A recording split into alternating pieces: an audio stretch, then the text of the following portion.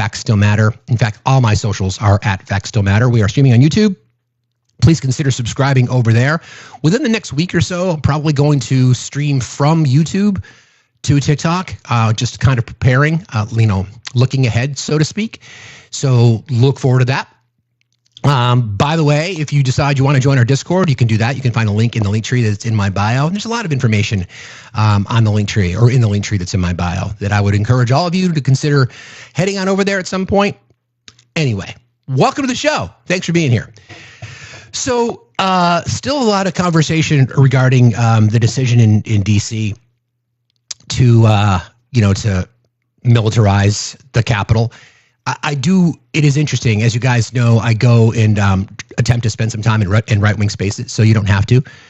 You're welcome. But just been observing, right? Just been observing, especially now that we've got this, directive from the president using presidential authority to mobilize the DC National Guard, which we've known all along has been a tool in the tool belt of the president of the United States. They have command and control over the DC Guard. And it's really interesting to watch the MAGAverse, in particular, people who are in these right-wing spaces attempting to try to justify the use of the DC National Guard now, but not when it came to J6 of 2021. So there's I have a little bit of sound for you on that particular topic. Again, none of us should really be surprised that, they're attempting to rewrite history. But it's just so blatant to me. That's the part I think is I'm not going to say the most disturbing, because there's lots of other things that are far worse. But in this case, it's just so blatantly obvious that people are just like, oh yeah, we're just going to play in your face with this. We're not going to tell you that we had the authority to mobilize the DC Guard back in 2021. We're just going to continue either to stretch the truth or to lie or whatever it might be. So I'm going to play this. I think this sound is really interesting. This person, I'm not even sure her name, but she's on with Will Cain on the Will Cain Show on Fox. So just this sound kind of proves my point. So here you go. Hang on one second. Everybody keep tapping and sharing, please. Here we go.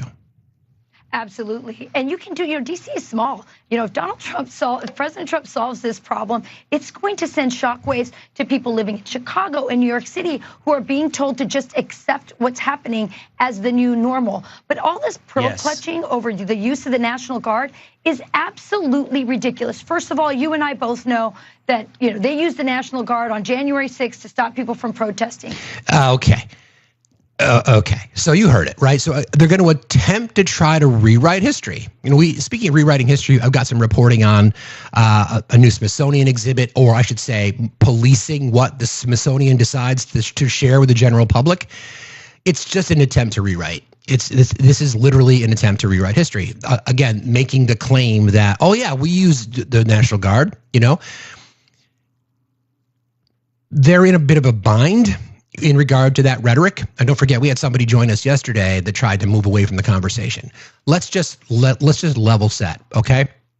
If the president of the United States, the office, not the individual, if the president of the United States yesterday or 2 days ago can make an announcement to the American public that I am using my powers vested in me as the president to mobilize the National Guard in DC, that means he could do it then, or can do it now. It means he could do it then. We'll leave it at that.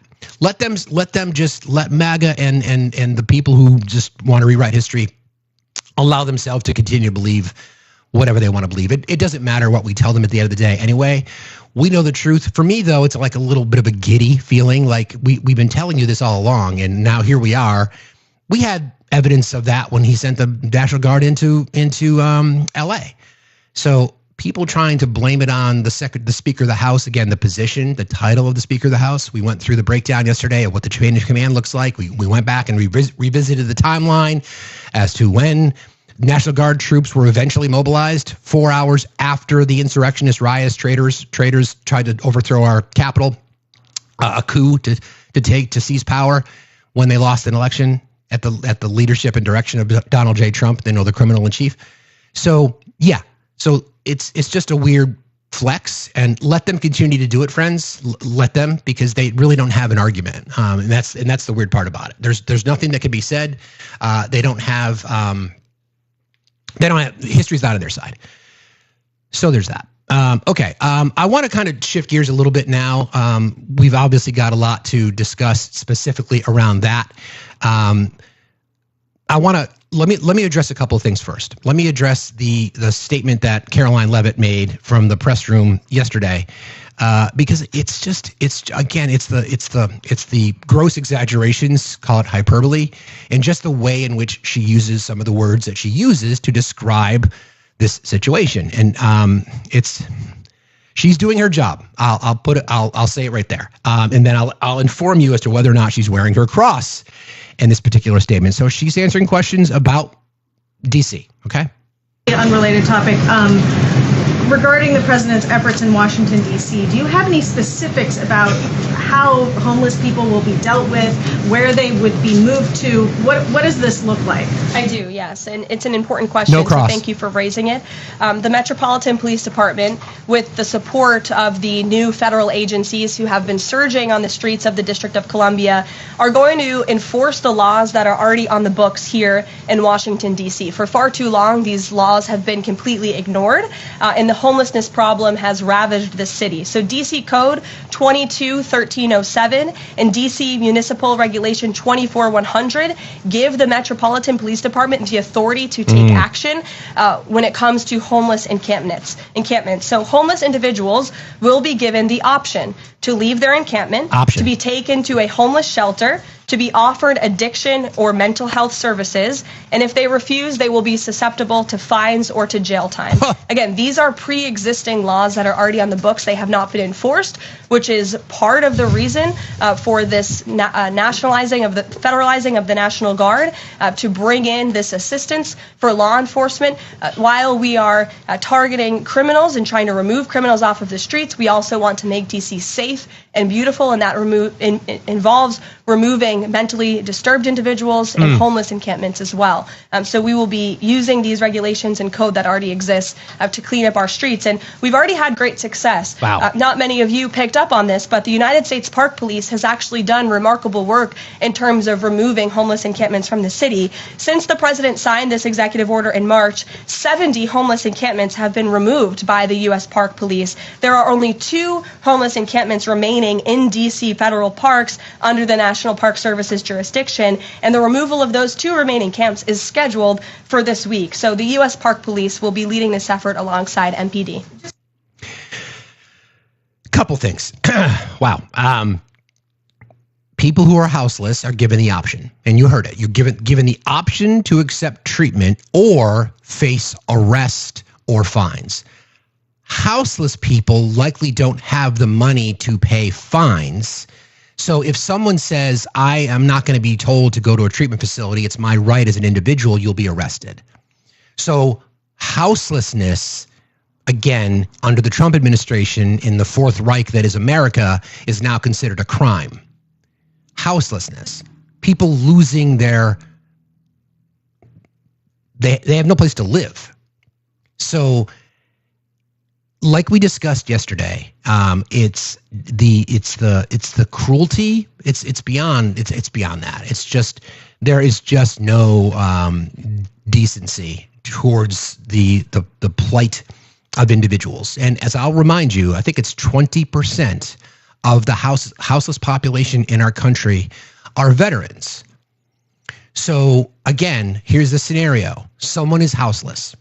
They're sleeping on the street. They're approached by law enforcement, and we'll get into the Pentagon's plan to roll out a quick reaction force. We'll talk about that in just a moment.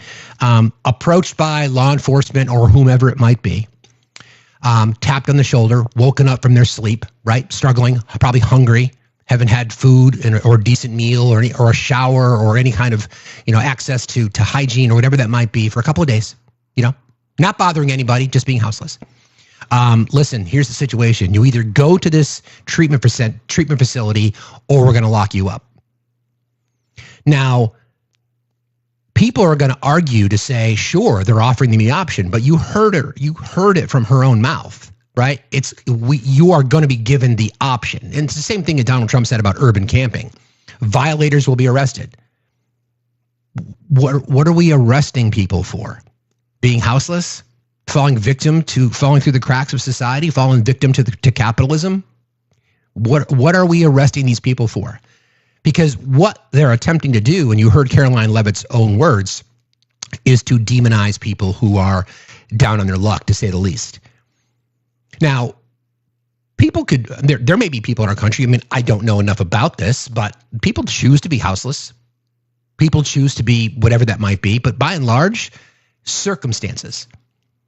So many of us are one paycheck away from being houseless. You could get evicted, your home could get foreclosed on, you could be doing everything possible. You could be sleeping in your car. Is sleeping in your car now considered houseless? Is parking your car in a parking lot and just having, a little tent next to it and you're sleeping there. And then all of a sudden you're going to get the tap on the shoulder and you're going to be told that you either go to this facility and not everyone who is homeless is addicted to drugs or alcohol. Not everyone who is homeless are suffering from a mental health crisis. Well, let's reframe. People's mental health would certainly be impacted if they're houseless. But for Caroline Leavitt to say that everybody who is houseless is a threat, it's just, this is where it stop crying. Yeah, because you don't have any emotions either. This is what I'm talking about, right? This is what I'm talking about. So there's people, the division in our country, in my opinion, amplified by the twice impeached, four-time indicted, sexually abusing, fraudster, convicted felon, name on a list predator, diddler on the roof, is we've arrived at this point where we just don't give a fuck about people. Don't care.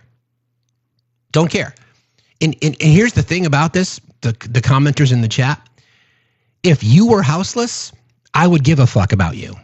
I would care. I would not want a rogue police state, masked cowards like Dean Cain, and I'll play some sound from that in a second, to approach you and threaten you with arrest because you're houseless. I have a better idea. Why don't we, for the first time in our nation's history, invest in mental health treatment centers? I would support, for those people who are struggling with substance use disorder, I would support clean injection sites. I would support public health, opening up more public health clinics. Of course, you know how I feel about universal health care. So what are we supposed to do with this? And now we know it's not just DC, right?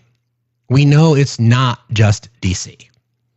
And the worst part about it is that depending on where you get your news from, you are going to get this story fed to you in a couple of different ways. I've talked about this before, and I am not endorsed by Straight Arrow News, although if you are interested, I'm right here every Monday through Friday, 8 till noon.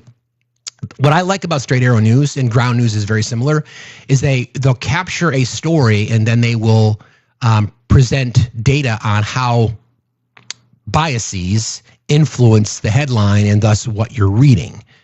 Okay? So on this particular story, the topic is about crime in DC. So the headline of this article is Media Slants, Statistics, and Coverage of DC Crimes. Here's the bias breakdown.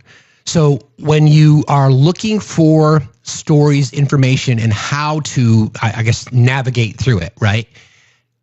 The source of your information, the bias, has a lot to do with how you're going to interpret the facts, right? So for example, left-leaning outlets largely highlight falling crime rates in DC when reporting on Trump federalizing the city's police. As quote from ABC, quote, as of 2024, violent crime is at a 15-year low in the district. This year's numbers are on track to be even lower. That is a factual statement. It is true. DC still has high crime rates, but it is trending, and it's been dropping precipitously since 2022. In fact, down 30%. Still above the national average, but it's on the decline. And again, what Caroline Leavitt said is that Mr. Trump is imposing a crime emergency. That does not exist. Another story. This is reported by NBC. Crime in DC is down this year. All crime, property crime, violent crime, all that is down. Again, that is a factual statement. All crime is down. It's irrefutable, okay? And then this one from PBS. It's worth noting, contrary to the president's claim, that violent crime in D.C. last year hit a 30-year low. Again, also a fact. That's the left, or left-leaning, I should say. Now notice, all they did was speak about crime rate, 15-year low, D.C. crime is down, all crime, property crime, violent crime, all of it's down. It's worth noting, contrary to the president's claims, violent crime in D.C. last year hit a 30-year low. No superlatives, no hyperbolic and or engaging and or emotional words, just the data, right? On the right-leaning outlets largely highlighted elevated crime levels in D.C. when reporting on Trump federalizing the city's police. This from Fox. In many ways, D.C. has become a disgrace. In 2023, the city had an H rate of 40 per 100,000 residents, ranking 5th worst among the largest cities in the United States. It's a factual statement, but what they leave out is that since then, it's dropped 35%. Again, in many ways, D.C. has become a disgrace, an emotionally charged word that echoes the sentiment of the administration. We're going to tell you how bad it is. We're going to use words like it's a disgrace. From Newsmax, our nation's capital is a crime-ridden dump. That's from Newsmax. And the statistics are eye-popping. This from Fox again. The stats are eye-popping. When compared to other major U.S. cities, the homicide rate in D.C. is horrible, a disgrace, ranking as the 4th worst in the nation, comparable to Baghdad. Do you understand that? You see the difference there, right? These are, especially the Newsmax statement about how our nation's capital is a crime-ridden dump. That is intended to elicit emotional response, which is a strategy of the right, and they've been doing it very effectively for years. Okay? So 15-year low is the statistic. Crime in D.C. is down, and it's last year hit a 30-year low. Those are the facts, okay? That is irrefutable that those are the facts. So we are now in this position, right, where, and I've talked about this before.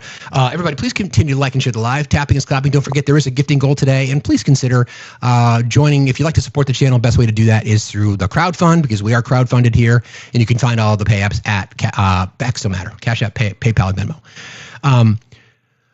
When you're faced with a situation, right, and you've got two opposing opinions on something, because they are opinions, but if you are trying to root your conversation, like for somebody to say, if you have, here's a dialogue. DC is a crime. Let's use the quote. DC is a crime-ridden dump. Okay, I would ask the question, like, what do you mean by that? Well, look at the homicide rate. Okay, you understand that since 2022, crime has dropped 35% or 30%, whatever the number is. Right? We're still above the national average, but crime is on the decline. It has been for 3 years. Yeah, but it's a crime-ridden dump. It's eye-popping. Homicide rates in D.C. are horrible, ranking 4th worst, comparable to Baghdad.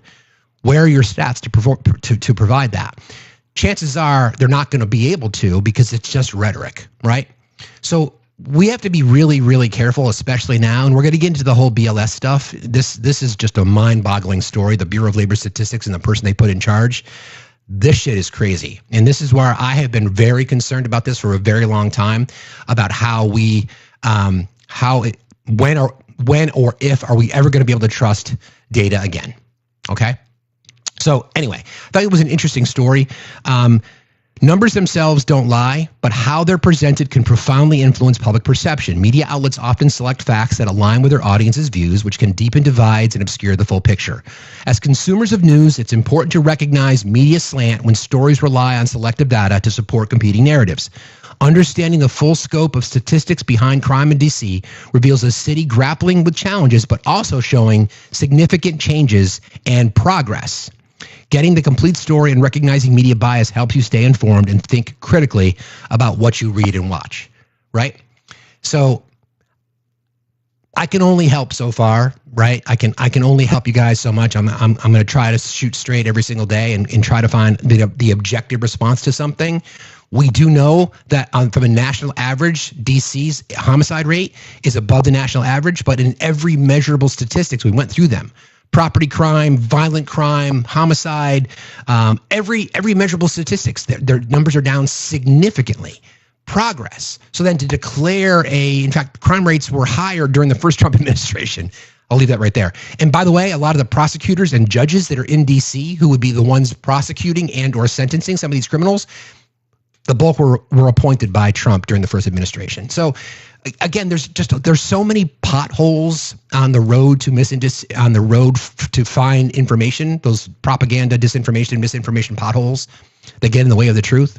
So I would really encourage folks now where it's really, really dangerous, people on the left as well, please be careful what you are citing as a source, and please be careful what you are speaking as a source, meaning that don't be convinced of something just because it may be a news agency that you've relied on in the past.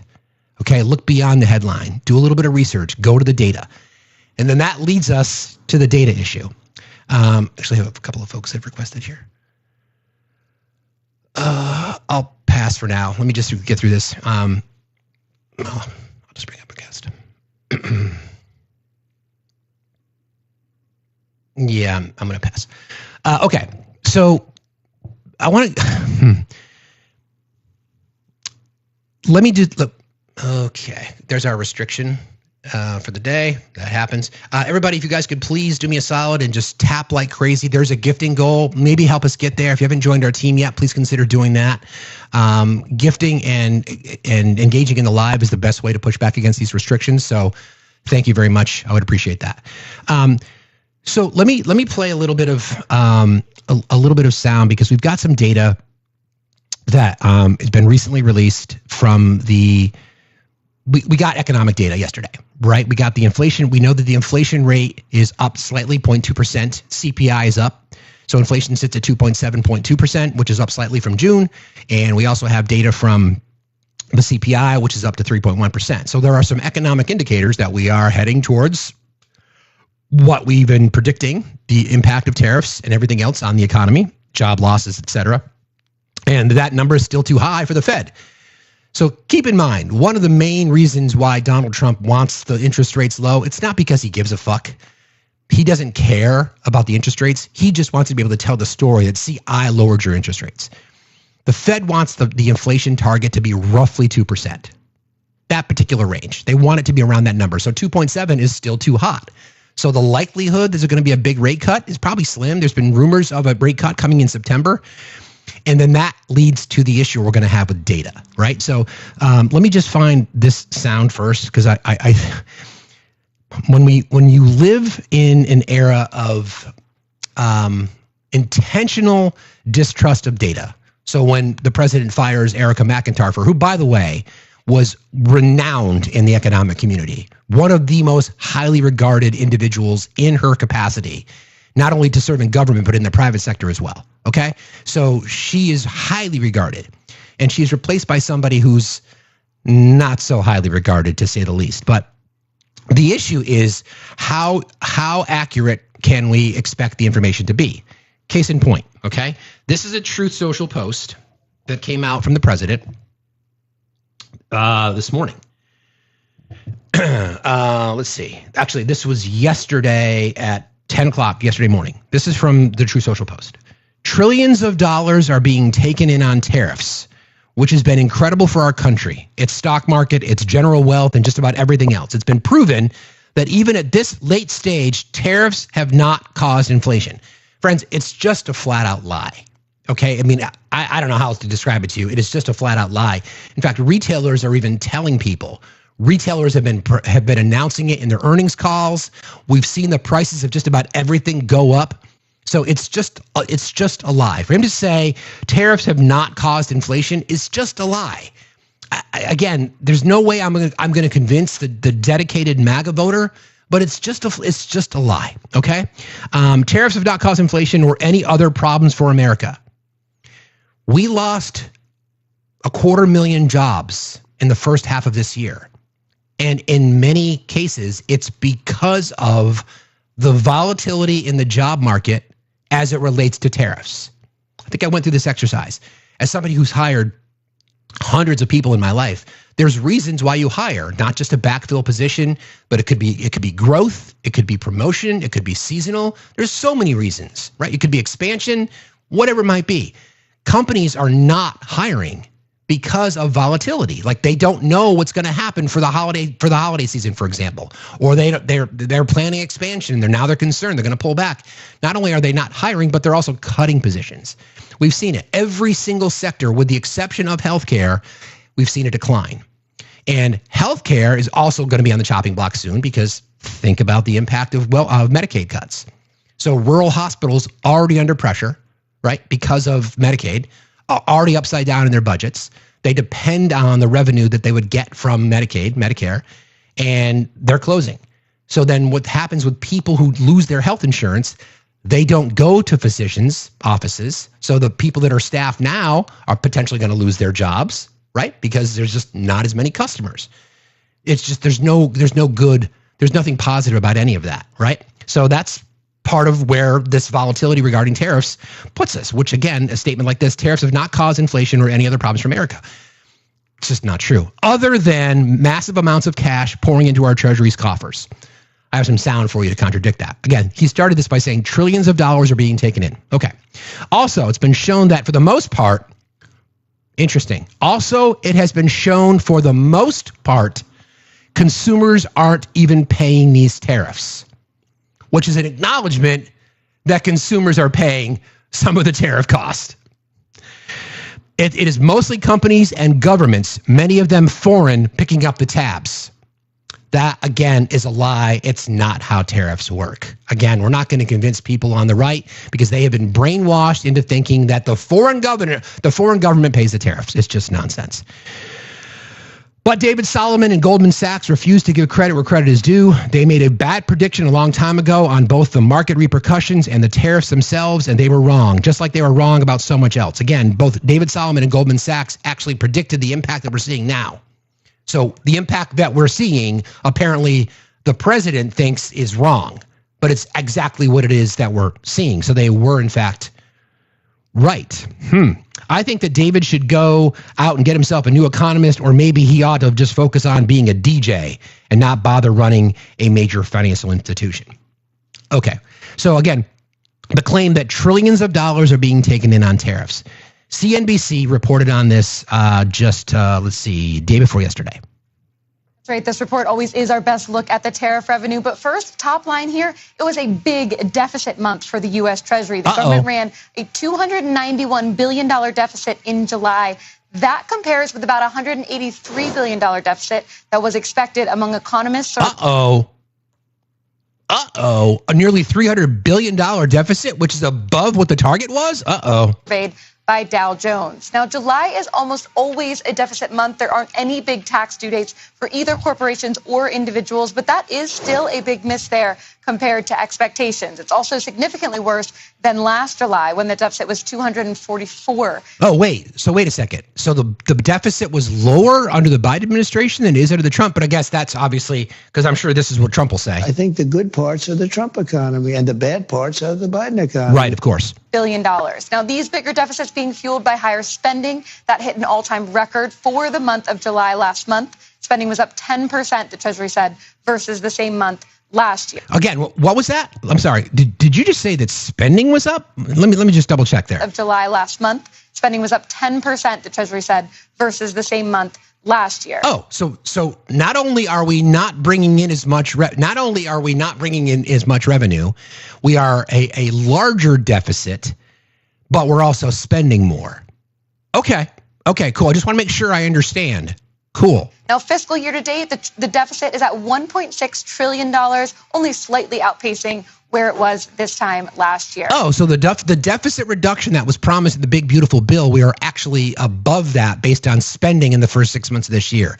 Okay, cool. And then, as you mentioned, the other key figure we're looking at here, the U.S. took in $28 billion in customs revenue last month. $28 billion. Donald Trump said trillions of dollars are being taken in on tariffs. $28 billion, even if that was the number. So $28 billion, what's 28 billion times 6? 160 billion? And his answer was trillions of dollars are being taken in on tariffs? Okay. That category does include more than just Trump's tariffs. It's a little bit broader. But you can, of course, see here how it's been growing this year as the president's tariffs have kicked into effect. but it is still far less than the administration generally says is coming in from the tariffs. Exactly. Add these numbers together, so far this calendar year, Treasury's taken in about $115 billion. So far this year, the Treasury's taken in $115 billion. So when Donald Trump says trillions of dollars are being taken in on tariffs,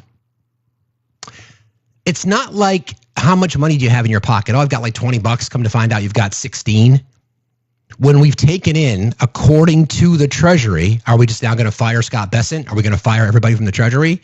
According to the Treasury, we've taken in $115 billion in tariff taxes on the American consumers and companies so far this year. But according to the president, it's trillions of dollars. Okay. In customs duties, not exactly the trillions of dollars that the president spoke about this morning. Yeah, it's funny, isn't it? Yeah, it's really interesting. So I am asking now, how do we square this, right? And the answer is that we can't.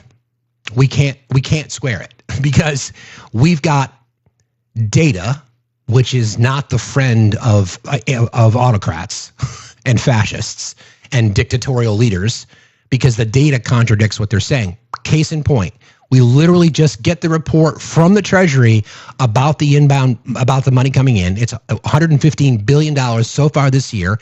And she said not all of that is just from tariff revenue, okay? Again, taxes on the American consumer.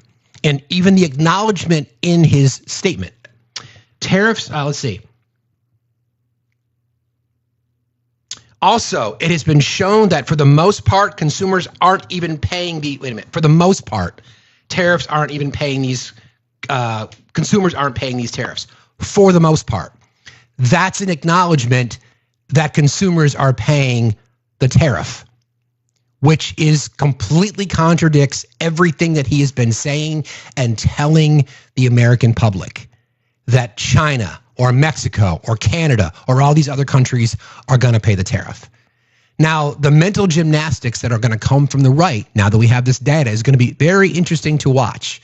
I got you. I'll observe it. Because how do you square it? So just think about the last 3 days, right? We get the announcement from the president that I and I alone can order in the DC National Guard, which completely debunks the entire theory from 2021 that it was Nancy Pelosi's fault. So there's that they have to square.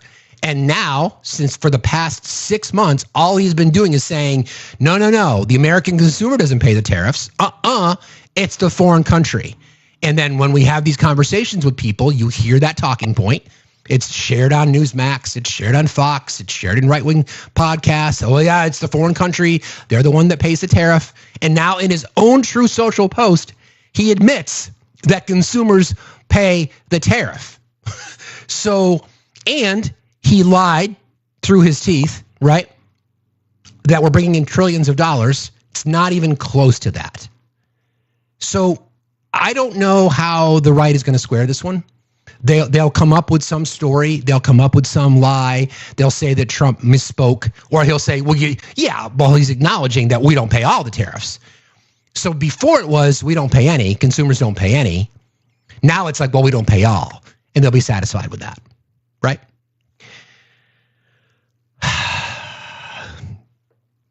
I'm going to get into the replacement, the BLS, in just a second. But this leads into this famous, when he returned from Scotland, this conversation about the amount of revenue that we're bringing in led to an interesting suggestion of legislation from Josh Hawley. So I'm going to play this for you because this speaks to exactly what we were just talking about. In the world.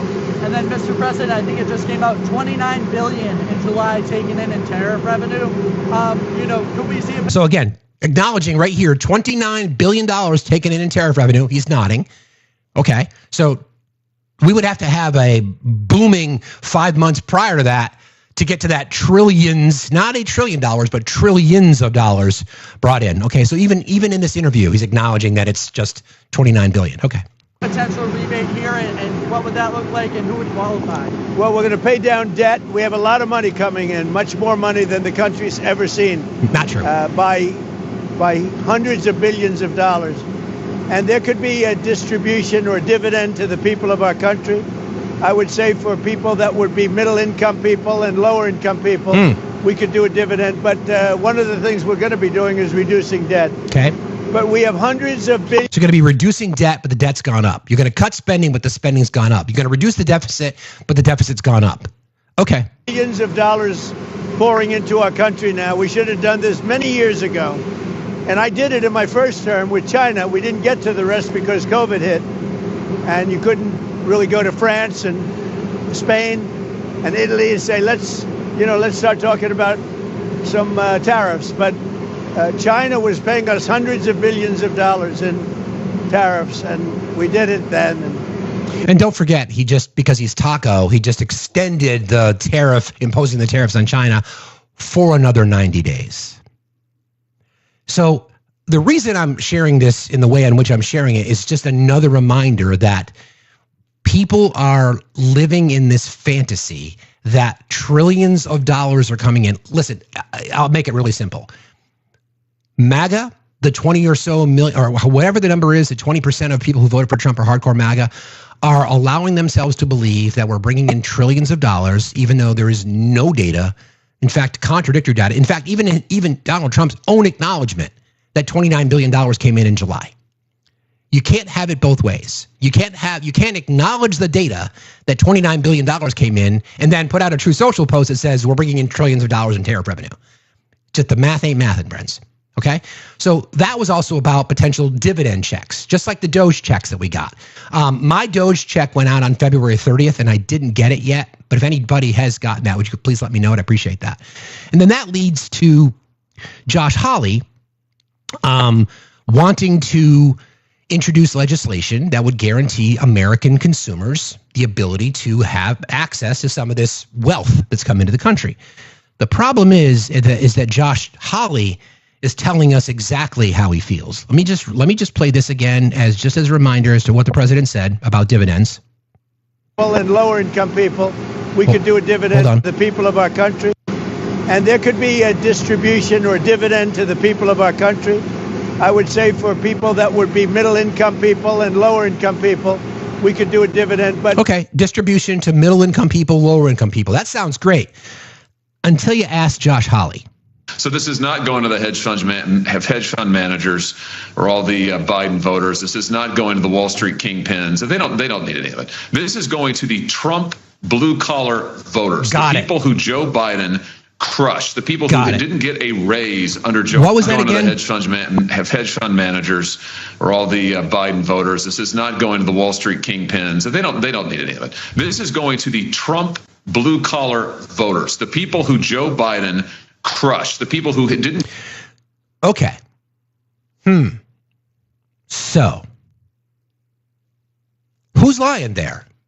Because one of them is Donald Trump says, yeah, middle income, low income voters, he didn't qualify it. Josh Hawley sure did. Josh Hawley sure did. Again, one more time.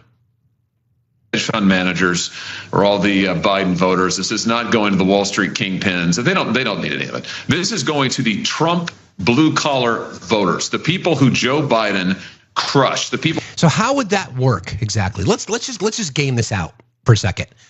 Let's just game this out. That would then mean you would have to have voter data.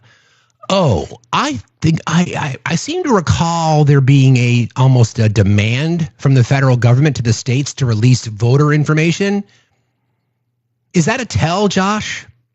Did you just tell on yourself in the administration that you now have access to voter data specific by individual, name, address, social security number? How would you get that, Josh? That's interesting. It's interesting. So, MAGA. Let's assume this, right? I have a favor to ask. It's a really important favor. So when you get your $600 refund check, because if you're a Trump voter, you are obviously going to be getting that money because Josh Hawley told you so. The president told you that you may get this money. So when you get it, of course, you can't accept it because that would be a government handout. That would be welfare. That would be, the government giving you free money. And you guys would never do that because, my goodness, all you've ever done for the past 4 years is complain about government handouts. So you'll never take that money. So instead, this is what I would suggest that you do. When you get your check, go to the bank, cash it, and then donate your money to a Planned Parenthood or to public education or to, I don't know, any defending democracy activism cause, because you don't care about the money because it's government subsidies, right? You don't give a shit that you're going to get the $600. You guys would never be that hypocritical to complain on one hand and then donate it to PBS, donate it to public television, donate to a food bank, things like that. Donate it to Meals with a Friend. Exactly. So when you get that money, my expectation is, again, I'm just going to hold you to your word because I know you are also very convicted in your feelings and your opinions on things. You would never take a government handout. There's no possible way you would ever take a $600 check from the government because that would be welfare, right? Because you guys just pull yourselves up by the bootstraps. You don't want the government in your business. So I guess we don't have to worry. So then what's the point in the government issuing these rebate checks and these refund checks, because you're not going to take the money anyway, right? Right? So again, my expectation, if you do get it, because those of us on the left, we're not going to get it apparently. According to Josh Hawley, we're shut out because we're not Trump voters, which is fine. That's totally fine. That's completely fine, no problem. But when you get it, Planned Parenthood, public broadcasting, maybe identify a teacher in a public school who, who's got rainbow flags in her classroom, whatever that might be, just teaching about the importance of diversity, equity, and inclusion. My expectation is you would just donate to them because, again, you don't need the money, right? Cool. Yeah. I kid, but not really. So then that leads me into the next category in this conversation about how misinformation, disinformation, and propaganda gets us into a lot of trouble. All right. Case in point. I don't know if you know the name Eli Antonin, but he is the person who is now going to be the new BLS director. And the problem with that is that he is how do I describe it? He's a loyalist, right? He is a loyalist. His name is E.J. Antoni, A-N-T-O-N-I. He was just recently nominated by President Trump to lead the Bureau of Labor Statistics. Now, I want to remind people just to kind of go back in time just a little bit. Erica McIntyre started the show with us today. Erica McIntyre, highly regarded in the global economic community. One of the most qualified people to ever hold a position. This is not just like a supervisor role. This requires intricate levels of understanding of economic data. All right. And the lies that the Trump administration has told about revisions is getting perpetuated. I heard it in a live last night. Somebody's trying to claim that the revision that they made last August was made just after the election. And in typical MAGA fashion, when presented with the information, to say, no, that was announced in August. Well, that's fake news. So this is where we are, right? So this is where we are. So I'm gonna explain to you why this particular nomination is so dangerous and the potential impact it has on all of us. Because yes, elections have consequences, but also people in positions that affect decisions being made down the road has an impact on all of us. Not just blue-haired, liberal, nail polish wearing, woke progressives, but conservative MAGA mouth breathers as well, okay? E.J. Antoni. Erwin John Antoni III earned his bachelor's degree from St. Charles Borromeo Seminary and his master's and PhD in economics from Northern Illinois University, completing his doctoral thesis in 2020. Okay, sounds like he's got pretty good qualifications. Although he was the chief economist and Richard Astor Fellow at the Heritage Foundation. I'm sure there's no bias there, right? Okay. Center for the Federal Budget. He was the chief economist for the Heritage Foundation's Grover M. Herman Center for the Federal Budget, then promoted to chief economist in May of this year. Previously worked as an economist at the Texas Public Policy Foundation, focusing on fiscal and monetary policy. Affiliated with Project 2025 as a conservative policy blueprint author on the economic side of Project 2025. Okay. Regular commenter on networks like Fox News, Fox Business, and his work appears in media, in such media sources as Bloomberg, The National Review, and others. Serves as a senior visiting fellow at organizations such as the Committee to Unleash Prosperity. On August 11th, Trump nominated Anthony to be the BLS commissioner just over a week after firing the previous head, Erica McIntyre, following a weaker than expected jobs report. This move triggered concern about politicization of the agency. Trump praised Anthony and claimed that, quote, EJ will ensure the numbers released are honest and accurate. So let me get this straight. I want to clarify just a couple things. In the MAGAverse, if the numbers that are produced, if the statistics are produced, if whatever they may be, if those numbers are produced and the president doesn't like them, then that means they're fake, right? The reason I'm doing this so remedially is because it's necessary. Because if you are sitting in this space thinking that all of a sudden now, because the president says EJ will ensure that the numbers released are honest and accurate, according to whom? Because the numbers that were released were honest and accurate, and you didn't like them. That's what this is about.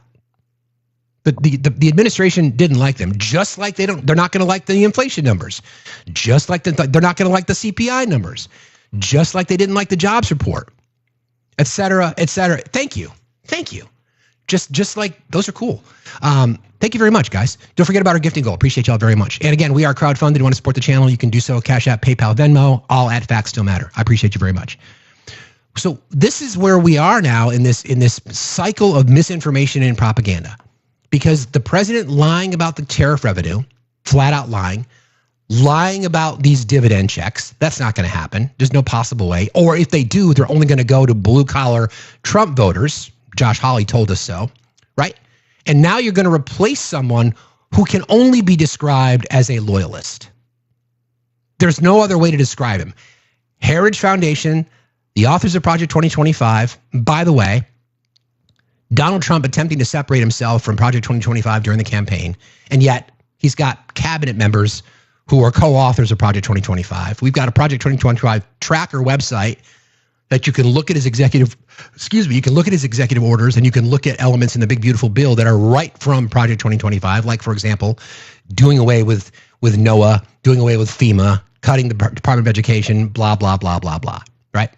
So here we are now in a situation where this guy, the expectation is what? Because people don't understand how job data is acquired. So what happens is companies are surveyed, right? You are surveyed to provide input to the Bureau of Labor based on hiring, firing, whatever that might be. And oftentimes what ends up happening is if those corporations don't respond in time for the survey deadline, what the BLS does is project based on maths, based on trends. So eventually, when somebody finally does respond, what they do is they go back and revise based on their numbers. There's a methodology connected to this. Happens all the time. There were positive lifts during the first Trump administration. There were revisions. Same thing during the Biden administration. Donald Trump praised Erica McIntyre in the first quarter of this year because there was job growth. He praised it. Even though the numbers were below target, he still praised it. And because this was such a miss, and then when you got the data in eventually, and then you revised it down a quarter of a million jobs, all of a sudden the information's wrong. That she's incompetent, that she's lying. So what do? You go out and replace that person with a loyalist, and then you make this statement, EJ will ensure that the numbers are honest and accurate. And don't forget, part of this hiring from what he wants is that the numbers need to be run by him before they go public. And so what should we expect next month or next quarter? Because I've got some reporting on that for you. Anthony has been a long-standing critic of the BLS. Wow, that's interesting. Probably just a coincidence, though. Calling its data phony baloney. That's a quote. And suggesting the Bureau suspend its monthly jobs report in favor of a quarterly report until its methodology improves. That's interesting. Wow. The nomination drew strong criticism across the economic spectrum. Wait a minute, let me go back to that a second.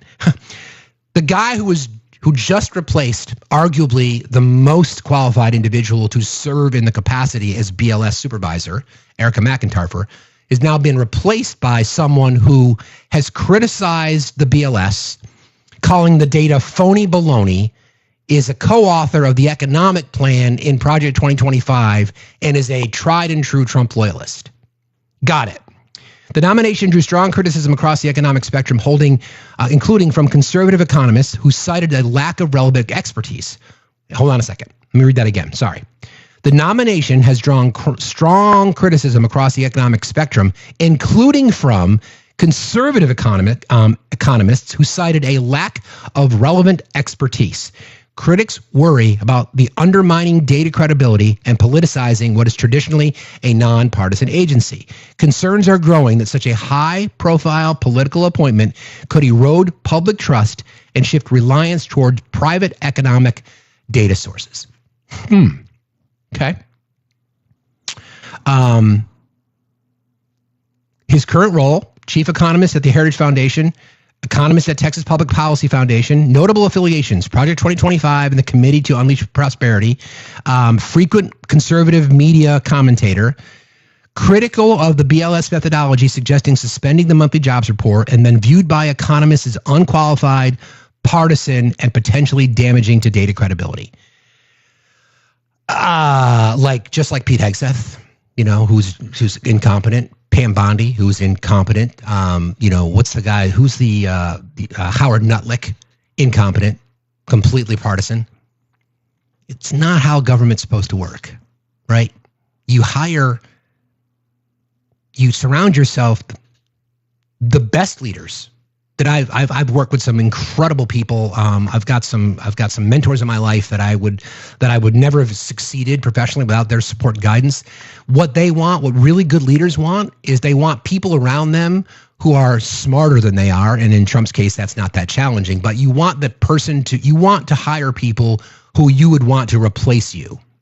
You want the best leaders surround themselves with the best talent. That's why in Joe Biden's administration, he got praise for the people that were in his cabinet and that were in his advisory team. Okay? Now, the right can argue all that if they want. I really don't care their opinions on this. When you compare what Donald Trump has, Janine Pirro, Alina Habba, Todd Blanche, who had a pretty good career in as a lawyer, but now he's interviewing, right? Merrick Garland. We can talk about Merrick Garland. That's a fair point. Qualified, competent, just too apathetic and too nice. But the Trump administration has just surrounded itself with sycophants. That's what they are. They are loyalists. They are Christian nationalist loyalists. Pete Hegseth, again, on the record, retweeting, he does not believe that women should have the right to vote. That's the Secretary of Defense. He does not believe that over half of our population should not have the right to vote. So we are now just expected to just accept whatever data comes out from the BLS. This is why it's so dangerous, though, okay? The BLS is fundamental to the U.S. economy. Informing decisions from the Fed to Social Security, this is how the data is used.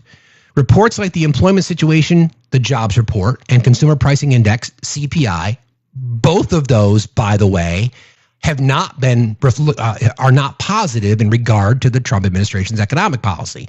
We know the jobs numbers have dropped by 250,000 jobs based on revisions, and the CPI is up.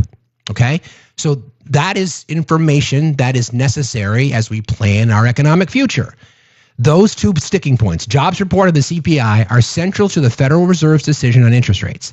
The Employment Cost Index, or ECI, also plays a key role in shaping fiscal and legislative planning.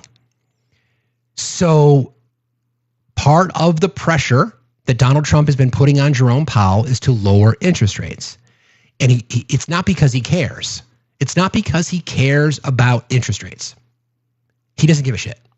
He doesn't care about the average working man or woman or a non-binary person. He doesn't give a shit. He doesn't care about middle-class America. He doesn't care about marginalized communities. He doesn't care about anybody but enriching himself. Okay? So all he wants is the talking point to say, see, I lowered interest rates. And the only way to do that is to give economic data that would support the Fed making a decision to lower rates. So when the jobs report is low and when the CPI is up, meaning inflation is still hot, that's not going to make Jerome Powell or people in the Fed feel warm and fuzzy.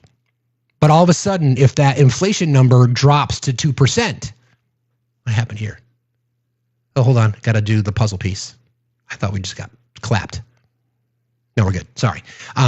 If the inflation number stays where it is, the Fed's not going to lower rates. If the job numbers continue to crater, it's not going to lower rates. So when you start to put out numbers that are just flat out lies, because that's what we're leaning towards now, they're going to be, unless the numbers are approved by the president, they're not going to go out. Okay? They're not going to go out. The Employment Cost Index, or ECI, also plays a key role in shaping fiscal and legislative planning.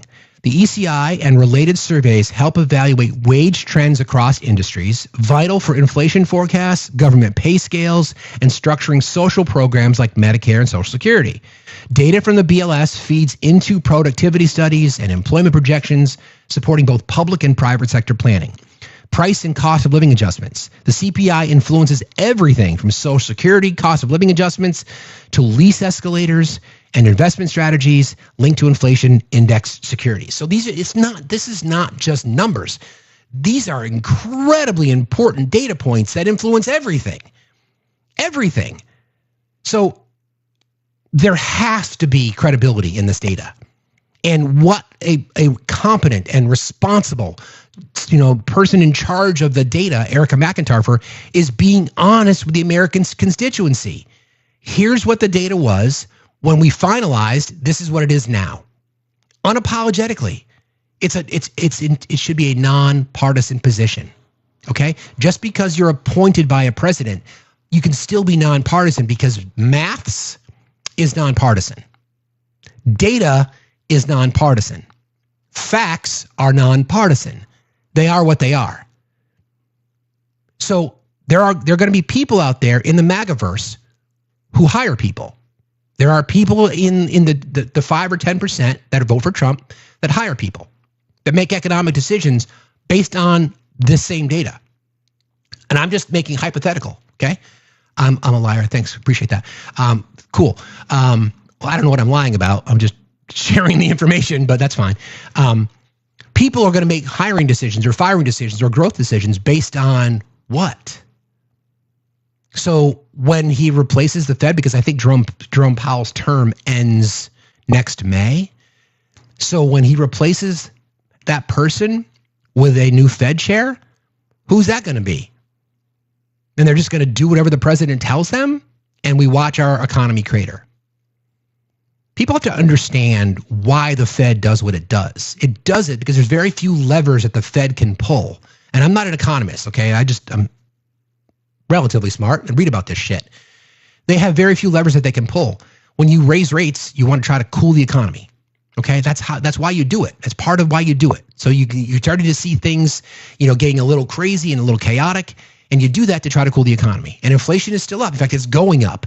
There's no denying that it is going up. And this is the problem when you just flood the zone with everything unless I tell you it's the truth, it becomes a lie. You can't deny the fact that there's not trillions of dollars in tariff revenue. You can't deny the fact that the CPI is up. You can't deny the fact that the deficit's up. You can't deny the fact that spending's up. That's all real. Okay? I'm not going to debate it. It's all real. Question is now, people are going to suffer just so Donald Trump can get a win. It's just a theoretical win. It's not an actual win. These statistics are widely downloaded and relied upon by the markets, by businesses, by governments, and by the public. Any drop in credibility risks policy missteps, market instability, and erosion of trust. Economists caution that politicizing data could follow dangerous international precedents. Countries like Argentina or Greece allowing stats manipulation fueled economic and political crisis. That happened. That's real. The Greek economy crashed because of this. these kinds of things. We've got examples as to why you can't do it. Good morning, everybody. We've got examples. Wow, that's cool. I am the golden god. That was awesome. Thank you. Hang on one second. Let me just check.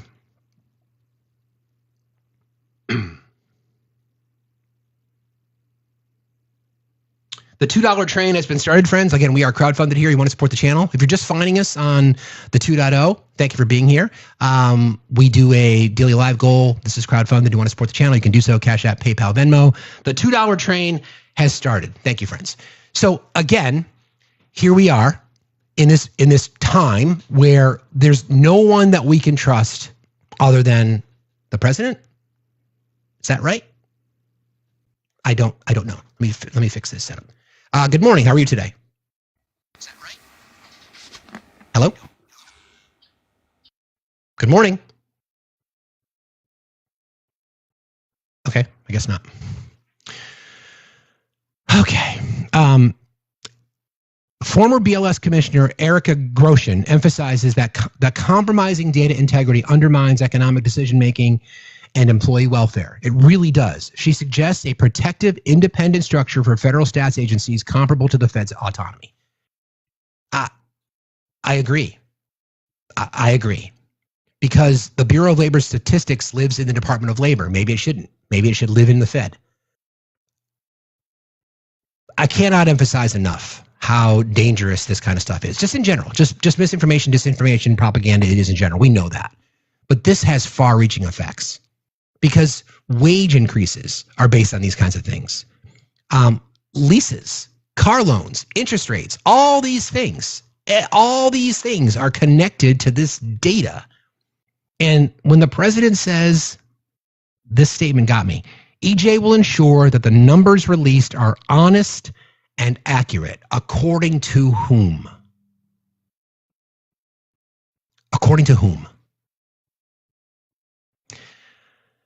Then we get into the confirmation process, right? So, as you know, this is a Senate confirmed position, okay? The nomination will go to the Senate, likely the Health, Education, Labor, and Pensions Committee. Hearings will probe his qualifications, vision for the agency, and plans going forward. The committee typically votes on whether to recommend the nominee to the full Senate.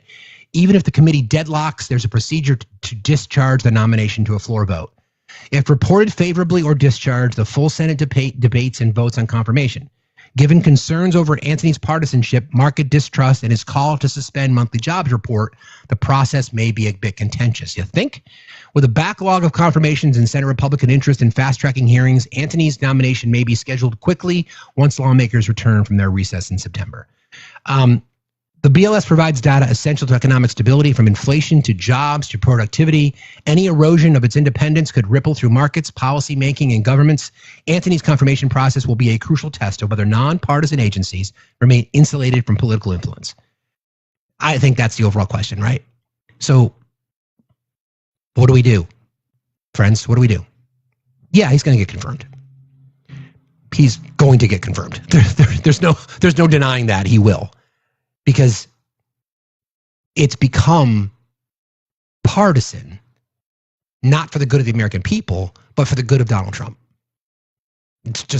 That's just it. Okay? I don't know. I'm not going to sugarcoat it for you. There's just no way to do that. It's dangerous, and we're going to pay the price. So we'll see. Zona, how are you today? I'm doing good. How you doing? Fine, thank you. What's on your mind? Hey, I just had a quick question. You mentioned something about the tracker, the Project 2025 tracker. Where could someone find where could I find that? It's we have it in our Discord. If you just typed in Project 2025 tracker, you'll see it, and they draw a comparison between executive orders that have been signed and or legislation, and then the elements of Project 2025, and you can see that it's pretty obvious. Okay, well, thanks a lot on subscribing, and keep up the great work. Thank you very much for all your info. Appreciate you. I appreciate it. Thanks a lot. Have a good day. Yeah, we have that in our Discord, friends. And we have a live sources section of our Discord as well, where we put information like that. But you can see it. I mean, listen, we knew it was going to happen. You can literally see the lines drawn. We can use the houselessness situation, right? That was an element of Project 2025 about what you do with these internment camps. And that was something that President tried to turn it into Agenda 47, right? Sorry, but it's what it is. Okay. Yeah, it's in the Project 2025 Observer. Thank you, guys. Okay. So I don't know what to tell you, but it should scare everybody. I mean, this is the kind of stuff that kind of goes, I'm not going to say underreported, but I don't think it's covered in the way that it should, because this has impact on all of us. And this is what I really would like the MAGA verse to understand. Inaccurate and or false, intentionally misleading information is going to impact your life. Now, you may not like the jobs report. I'm sorry. Get over it. You may not like the inflation report. I'm sorry. Get over it. But if the information that we now can expect to get, either it be, because again, the new guy, EJ Antony, wants to do away with monthly jobs reports, which again leaves corporations and the American working class out in left field. Because what are they supposed to do? People don't understand. How many of you ever, I mean, there's 1,000 people in here. Here's a quick survey. How many of you have ever hired someone? If you've hired somebody, put a 1 in the chat. If you've ever hired somebody in your life, put a 1 in the chat. I'm just curious.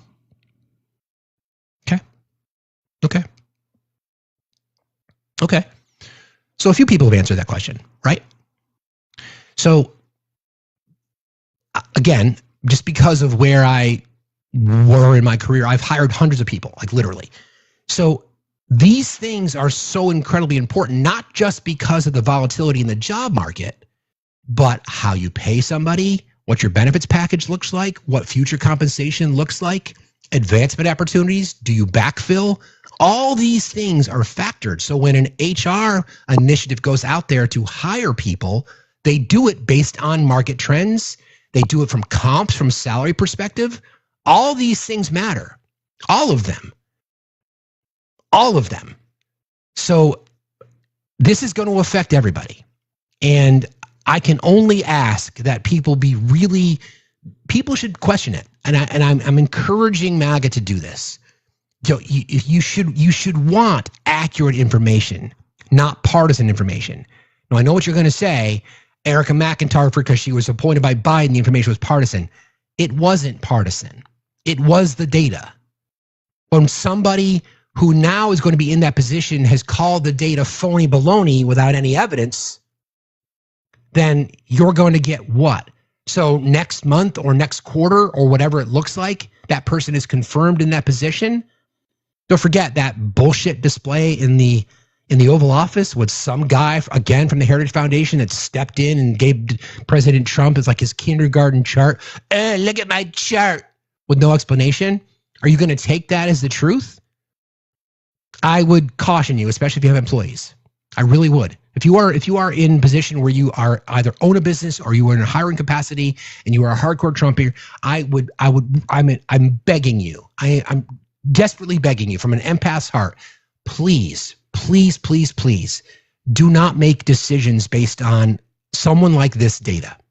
It's partisan. I'm asking, don't just remove your political bias just for a second, okay? Just remove it and just say, I've got to be able to trust this information. I have to. I've got to be able to trust it. And if you can't trust it, then question it, because it's just going to get worse. Every single indicator that we see, our economy is not in good shape. Every single indicator. Not my perspective, not my opinion. It is just the data. So I would caution you to please be very mindful of how and when you make decisions on people's futures, including your own. So good luck. Chungus, how are you today? Good. Yeah. Something to say? Do you need my age first? They usually ask that. I'm assuming you're above 18, so what's on your mind? I just want to talk about Trump's snowman policy. Snowman? Do you want to build a snowman? Okay.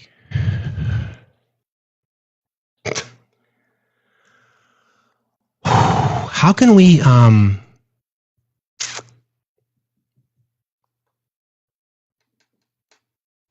move our country forward when people are just ridiculous? Like, how can we expect to do? That's why we can't have nice things. Like, I don't know. It's just weird to me. Anyway, this is really impactful. This is really, really dangerous. Again, we've had these conversations before about politics as unusual, because nothing in the Trump administration has been politics as usual. I want politics to be boring again. Like, I want it to be boring. But this is really, really impactful. Really impactful. I mean, all of it is. You know, ICE rounding up just throwing American citizens, and now if you're houseless, you've committed a crime, right? This one is huge. This affects everybody. Everybody. So there's this one guy that's going to sit in his partisan, hateful Christian nationalist bubble, because, again, that's what his connections are. He's professed it, right? E.J. Antony. He's going to take direction from Donald Trump if the number, well, these are what the numbers are. I'm imagining a scenario, okay? So he gets the data in the same way we've done it before, you know, survey data, communications, conversations, contacts. We get this data the same way that we do it. Now, is there a way that we can improve the system? Sure. No doubt about it. Absolutely. I support that. We should all support that. He gets the data. Mr. President, this is what the data tells us. We're going to miss our job growth target. In fact, we're going to lose jobs in every sector again, just like the last month. What would you like me to do? Well, let's add 11 zeros to it and call it a success. You got it. So a $2,000 or $10,000 or $12,000 or 12,000 job ad suddenly becomes 150, 200,000 without any evidence. And then he goes out and reports it. And then what do people do? Okay, so the economy's looking like it's stronger. Jobs are growing. Fox News jumps on it. Newsmax jumps on it. It perpetuates like a fire. And then all of a sudden, economic decisions are made. The Fed's looking at the data. The Fed's got to question it. Like, okay, do they slow the roll? Do they say, I don't trust the data? And then there's more evidence for Donald Trump and more rhetoric to say that it's too late. Jerome Powell's not doing his job. How do we navigate through this? It is so dangerous. And I know that there are people in MAGA who are sitting here watching, and I am asking you to question this. I am asking you to say, just because it's Trump's boy who got the gig, just because, again, the same methodology was used during the first Trump administration, the exact same methodology. The same person reported, Erica McIntyre reported to President Trump's jobs report earlier on this year, and there was a lift, and he commented on it, how we're growing, we're adding jobs, no criticism. And then all of a sudden, when the data correction, which happens all the time, shows up against him, now she's incompetent, now she's partisan, etc. As another reminder, 818,000 job revision down last fall.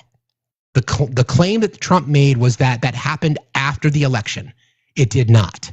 It happened in August, 3 weeks after Kamala Harris declared her candidacy. 818,000 job correction from the first half of the year. Okay? 3 weeks after Kamala Harris declared her candidacy. If that report helped anybody, it helped Trump. So again, I beg you, please look at this data and question it. Okay? When you get E.J. Antony, and the president telling you that the numbers are just amazing, are you going to believe it? Just like you're going to believe that we brought in trillions of dollars and the data says absolutely not? Just like he wants to tell you that there's a crime epidemic in DC and there's not, comparing DC to Baghdad, Ethiopia, and you're going to believe that? I know the answer, but I guess I'm asking you just to not believe it. Okay. All right. Now I want to play some sound. So don't forget, we have this summit coming up on Friday between, we'll see, between Taco and Vladdy the Daddy. I must not be from D.C. Neither are you. No, Town. You're not from D.C. either. I'll address that. We talked about this yesterday. There is crime.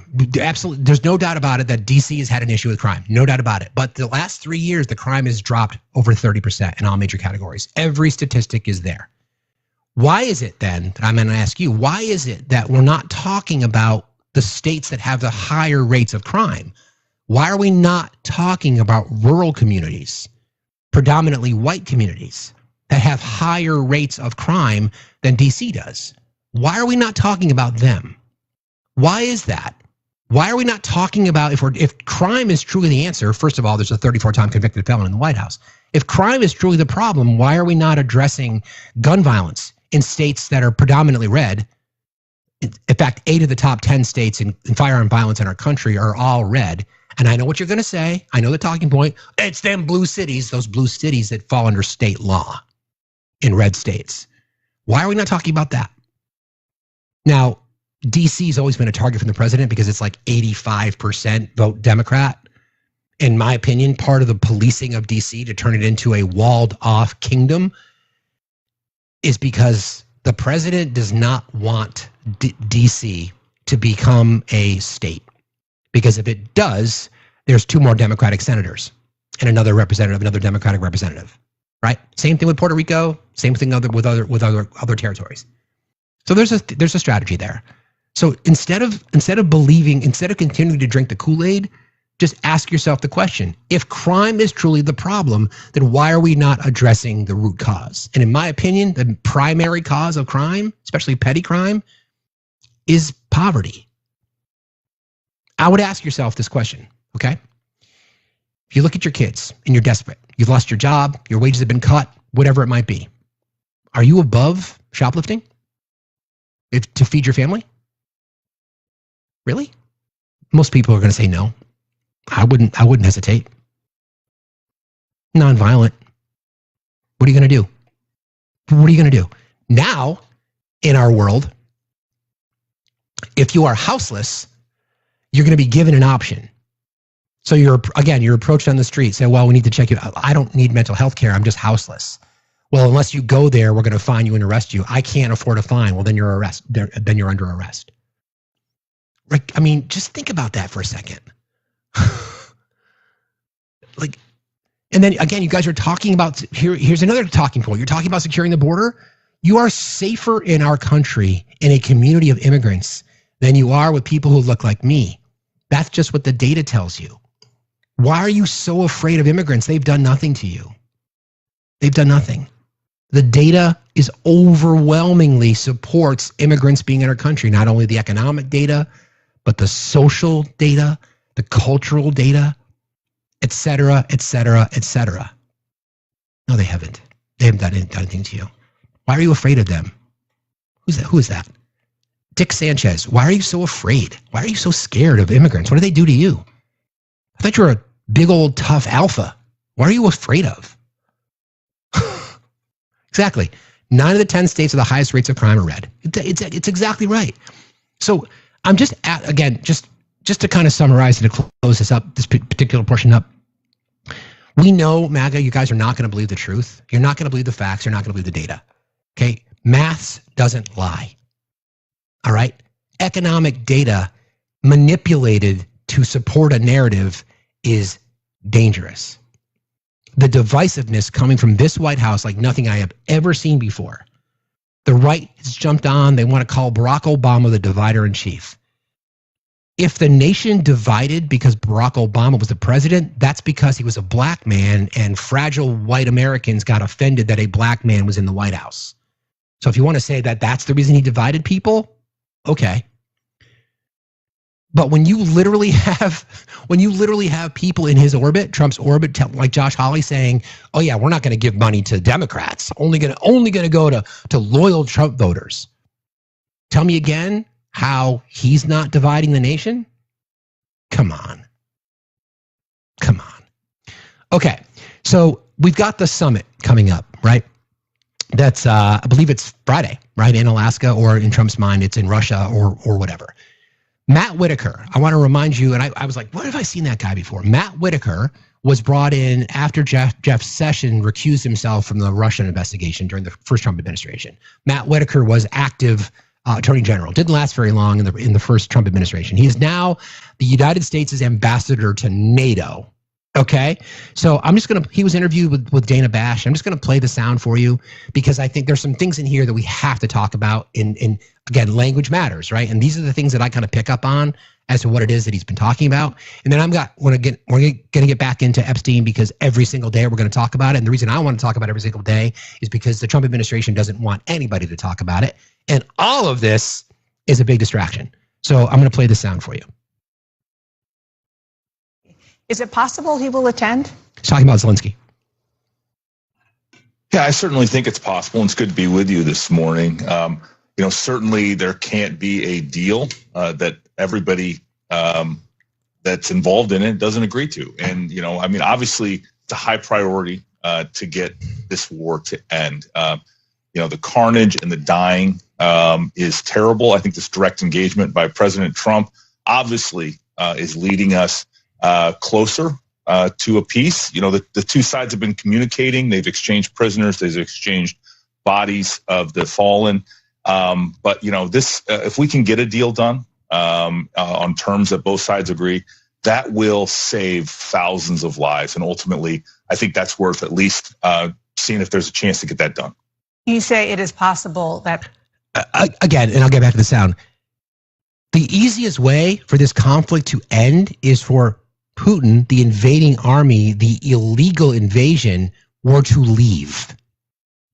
Okay? President Zelensky joins Presidents Putin and Trump in Alaska. Where do those discussions stand? Well, obviously... Oh, there's a commercial. That's weird. In the middle of the sound? That's kind of lame. Obviously, the decision is going to be made by President Trump. He agreed to meet with President Putin in Alaska on Friday. So, I'm sorry, the decision to allow Zelensky to come to a meeting that involves his country is left up to President Trump? Okay. And if he thinks that is the best scenario to invite Zelensky, then he'll do that. And again, we have, today's Sunday, the meeting's happening on Friday. There's time to make that decision. No decision's been made at this point. I know that you have seen President Trump suggested that a peace deal between Russia and Ukraine would include, quote, some swapping of territories. But just hours later, the Ukrainian president rejected this idea of a land swap. He said he will not be, quote, gifting any land. Is ceding Ukrainian territory still on the table? Yeah, remember that statement the president made that, it's going to involve a land swap. First of all, pedo in chief, you don't get to make decisions regarding other countries' territories, sovereign nations that were invaded illegally by your daddy Vladdy. So shut the fuck up. Both sides, again, are going to have to agree to end this war. Mm-hmm. And we've seen it in the past in other contexts where to get a line that both sides can agree to, certain strategic pieces that benefit either side are exchanged in order to make sure that they can both okay, a lot of gobbledygook. Get to your point. Defend their territory successfully. So, the technical people are talking, which is good news because those are the ones that are going to say if land and what land would need to be swapped or exchanged. Certainly, I think, I took Zelensky's comments at face value, which is that no big chunks or, sections are going to be just given that haven't been fought for or earned on the battlefield. I'm sorry, what was that? Hold on. I took Zelensky's comments at face value, which is that no big chunks or, sections are going to be just given. Okay, cool. Not gonna just give land. Okay. That haven't been fought for or earned on the battlefield. Fought for or earned? I'm sorry, what? Fought for or earned? Okay, so then what does that say? So that if the Russian army illegally invades another country like Estonia, Latvia, or other countries, and they take territory, does that mean that they earned it and they keep it? But I come back to where I started, which is, we need this war to end. We could save thousands of lives with it. Then you need to tell Vladimir Putin to get the fuck out of Ukraine. Why then is it, Matt, that every single time the pedo in chief has opened his mouth promising Russian sanctions, how come he never follows through? Because he's taco. Okay. The deal. And I think that by both sides communicating, by President Trump meeting in Alaska on Friday with either one or both of the combatants, I think this is exciting. And I think President Trump's really the only one that could make this happen. He's the sole reason I think this meeting is happening on Friday. He's a peacemaker. He's averaging about a peace deal a month right now. What? We saw just this week where Armenia and Azerbaijan came together to settle their debt. Which, by the way, that peace deal had been negotiated for years. I'll give Trump credit. Sure, he was the person in charge when the deal was signed, but it's not like it's new. And Israel and Gaza, I've got some sound we'll play on that. Ukraine, Russia, still fighting? Okay. Decades-long conflict. It's been a series of peace deals. And so, I think President Trump is best situated to see if a deal can be had. Okay. That is crazy. Again, that gentleman's name is Matt Whitaker. He is the U.S.'s ambassador to NATO. You heard it. If you've earned it on the battlefield, you get to keep it. Vladimir Putin has made it very clear. Vladimir, a.k.a. Trump's daddy, has made it very, very clear that he wants Eastern Ukraine. And like I said yesterday, what does that mean? Like, how far does that western border go to determine what is considered Eastern Ukraine? Is that the Donbass? Again, that is just a wild statement to make. That if you've earned it, if you took it, if you earned it and you took it, or I'm sorry, if you took it, that means you earned it. That is just wild to me. Now, again, there's some interesting sound connected to what Donald Trump has said about his meetings with Daddy Vladdy. Let me see if I can find it, because this to me is the entire story here. Where is it? Do I have this one sound? Did I screw it up? Sorry, I'll get there.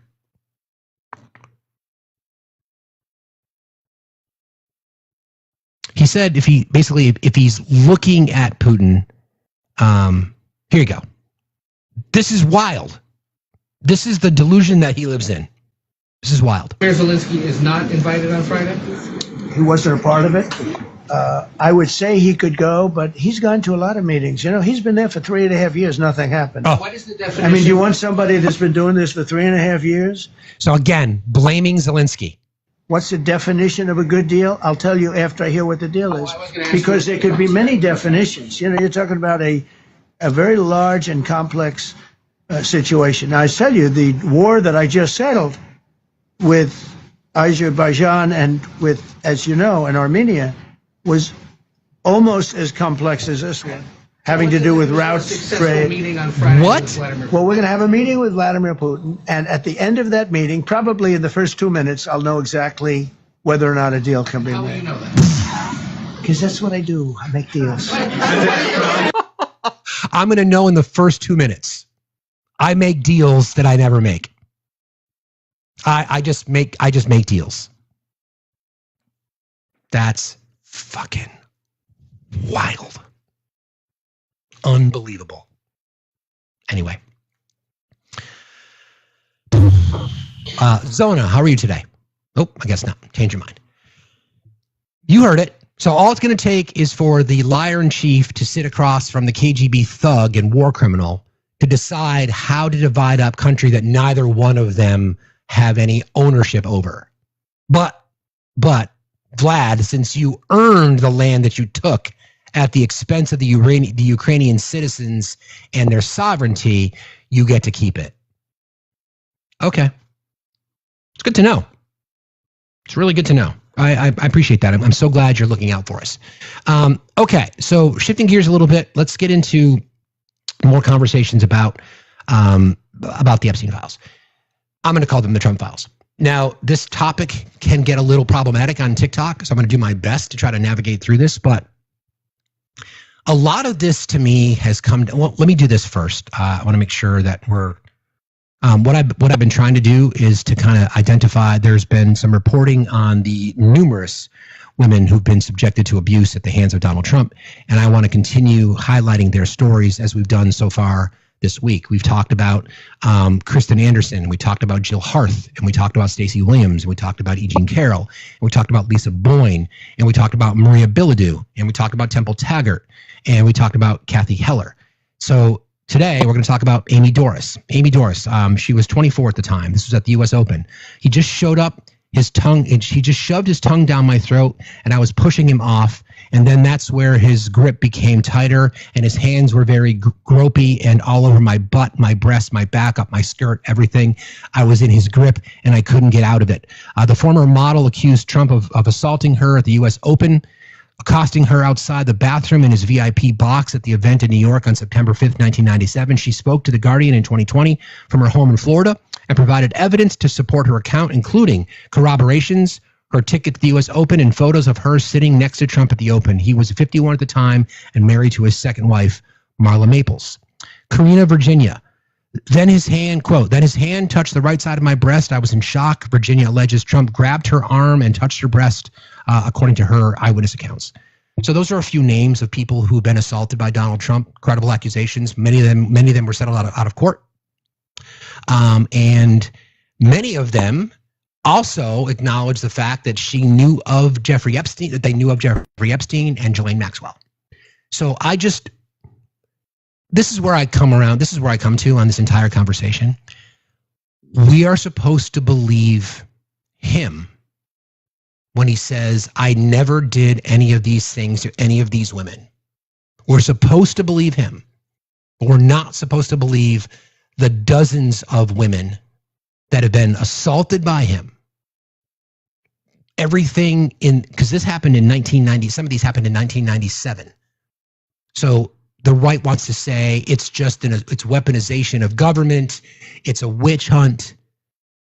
This happened long before he was a president. He was the president, or even had political aspirations.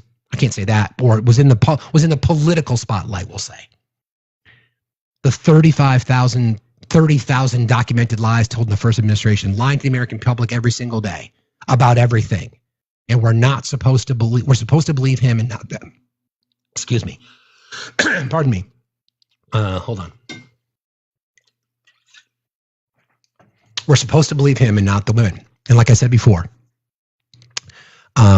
if we could just believe women, we might be able to navigate through our lives a little bit better. In fact, on Friday, that's going to be the topic of our show. Why don't men believe women? This kind of fits in with what we were discussing earlier about we've got information. We know about crime statistics. We know about some of his settlements. We know about what a jury ruled in New York in regard to the E. Jean Carroll case. We have all this information.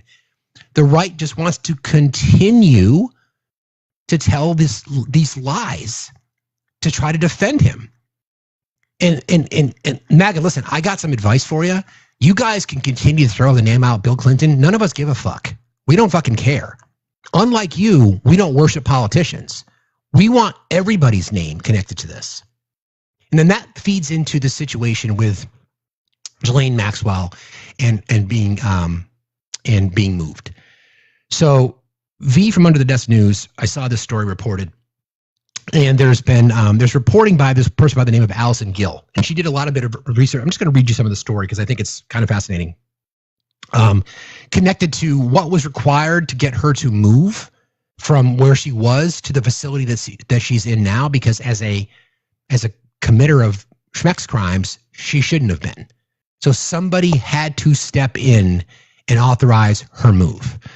So the headline, I have Ghislaine Maxwell's security score, custody level, transfer code, and schmex offender waiver.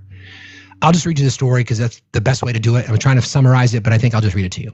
Today, we learned from Adam Klasfeld at All Rise News that Senator Whitehouse, this is from Democratic Senator Whitehouse from Rhode Island, has written a letter to the director of the Federal Bureau of Prisons, or BOP, William Marshall, demanding answers surrounding the redesignation and transfer of a convicted serial trafficker, Ghislaine Maxwell, to a minimum security facility.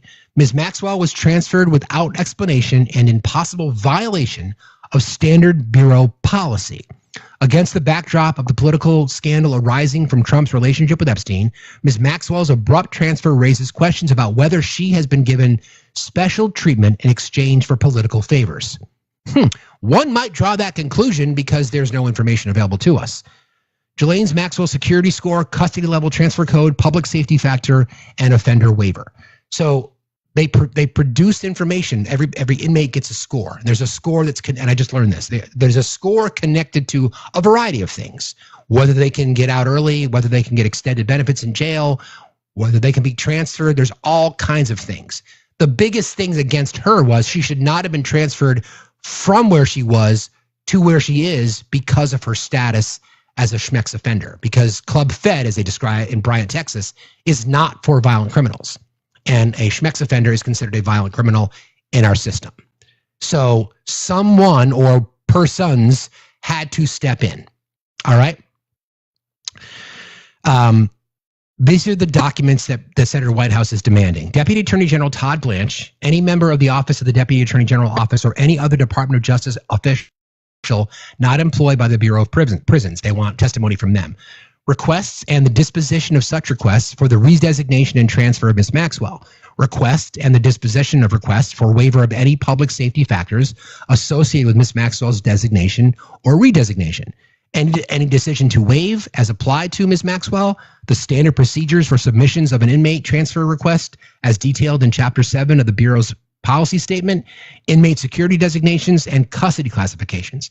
Any transfer codes associated with Ms. Maxwell's redesignation and transfer, Ms. Maxwell's security point score, custody level, and requests for applications of and reasons for her transfer. Ms. Maxwell's security point score, custody level, and any requests for applications of and reasons for management variable associated with Ms. Maxwell's placement as of August 1st. According to the report committed by a source who wishes to remain anonymous, I can reveal with some information the request in numbers do not qualify. So let me try to summarize this. According to the source, Ms. Maxwell's transfer score is 308. This transfer code is normally reserved for inmates whose point total has come down, but sex offenders are never transferred to minimum security facilities. Her point score is 27. That needs to be over 200 to be scored, to be moved. So I'm learning about this as we go. Basically, what I'm sharing with you guys is that under the Bureau of Prison policy, she should not have been transferred. So that's the Bureau of Prisons policy that she should not have been transferred. I don't know how else there is to explain it. For one obvious factor, first of all, her score did not qualify her to be moved. And some of the categories are time served, living skills, whether or not she was disciplined often, did she participate in programs, what type of programs did she participate in, and then her overall family. So she got a score that is significantly lower than what would be required to move or to transfer. But at the end of the day, because she's a schmex offender, she should never have been moved. So what stands out from this, let me back up. There was what's called a waiver. So she needed to get a waiver to be able to be transferred. And there's no evidence and or information as to who it was that either submitted the waiver request or who authorized the waiver to begin with. This is information that exists because it had to happen. So the question is, who did it? When we say we want the Trump files, aka the Epstein files, when we say we want that information, this is the kind of stuff that we want. Now, I want people to stop focusing on the island so much. I want people to stop focusing on the list, okay? What we should be focusing on is all the information that we know exists, including allegations of photos that were in Jeffrey Epstein's safe that Michael Wolff, the reporter, talked about, that he was shown. That we know that. They're going to try to deflect away from the island. We know that Trump was on the flight logs. He's acknowledged that he's been on the flight. We know that. There's no hiding that. Don't forget, it's not just about the island. People who've alleged these crimes against Donald Trump, and we'll talk about Katie Johnson, the pseudonym for Jane Doe, right? We talked about that. That didn't happen in Florida. That didn't happen on the island. That happened in his apartment, Epstein's place, either there or Mar-a-Lago or New Mexico or wherever else it happened. So we know this information exists. That's what we want, right? That's what we want. So why was she transferred? And then who signed off on it? Despite her score of 27 resulting in a minimum security level by designation, the BOP policy does not allow people with a sex offender status, a public safety factor, to serve their sentences in minimum security facilities. Someone has to waive that to make the move.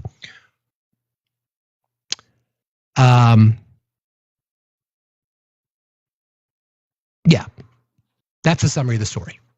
So again, the BOP ordered her transfer. Yeah, we know. Well, no, the BOP did not order her transfer. The BOP transferred her. There's a difference. The order would have come from somebody waiving it, and that has to be at the direction of somebody else. So who did it? So it's not a coincidence that she met with Todd Blanche, deputy AG, right? Used to be one of Trump's lawyers. It's not a coincidence. No anybody allow themselves to think it's a coincidence.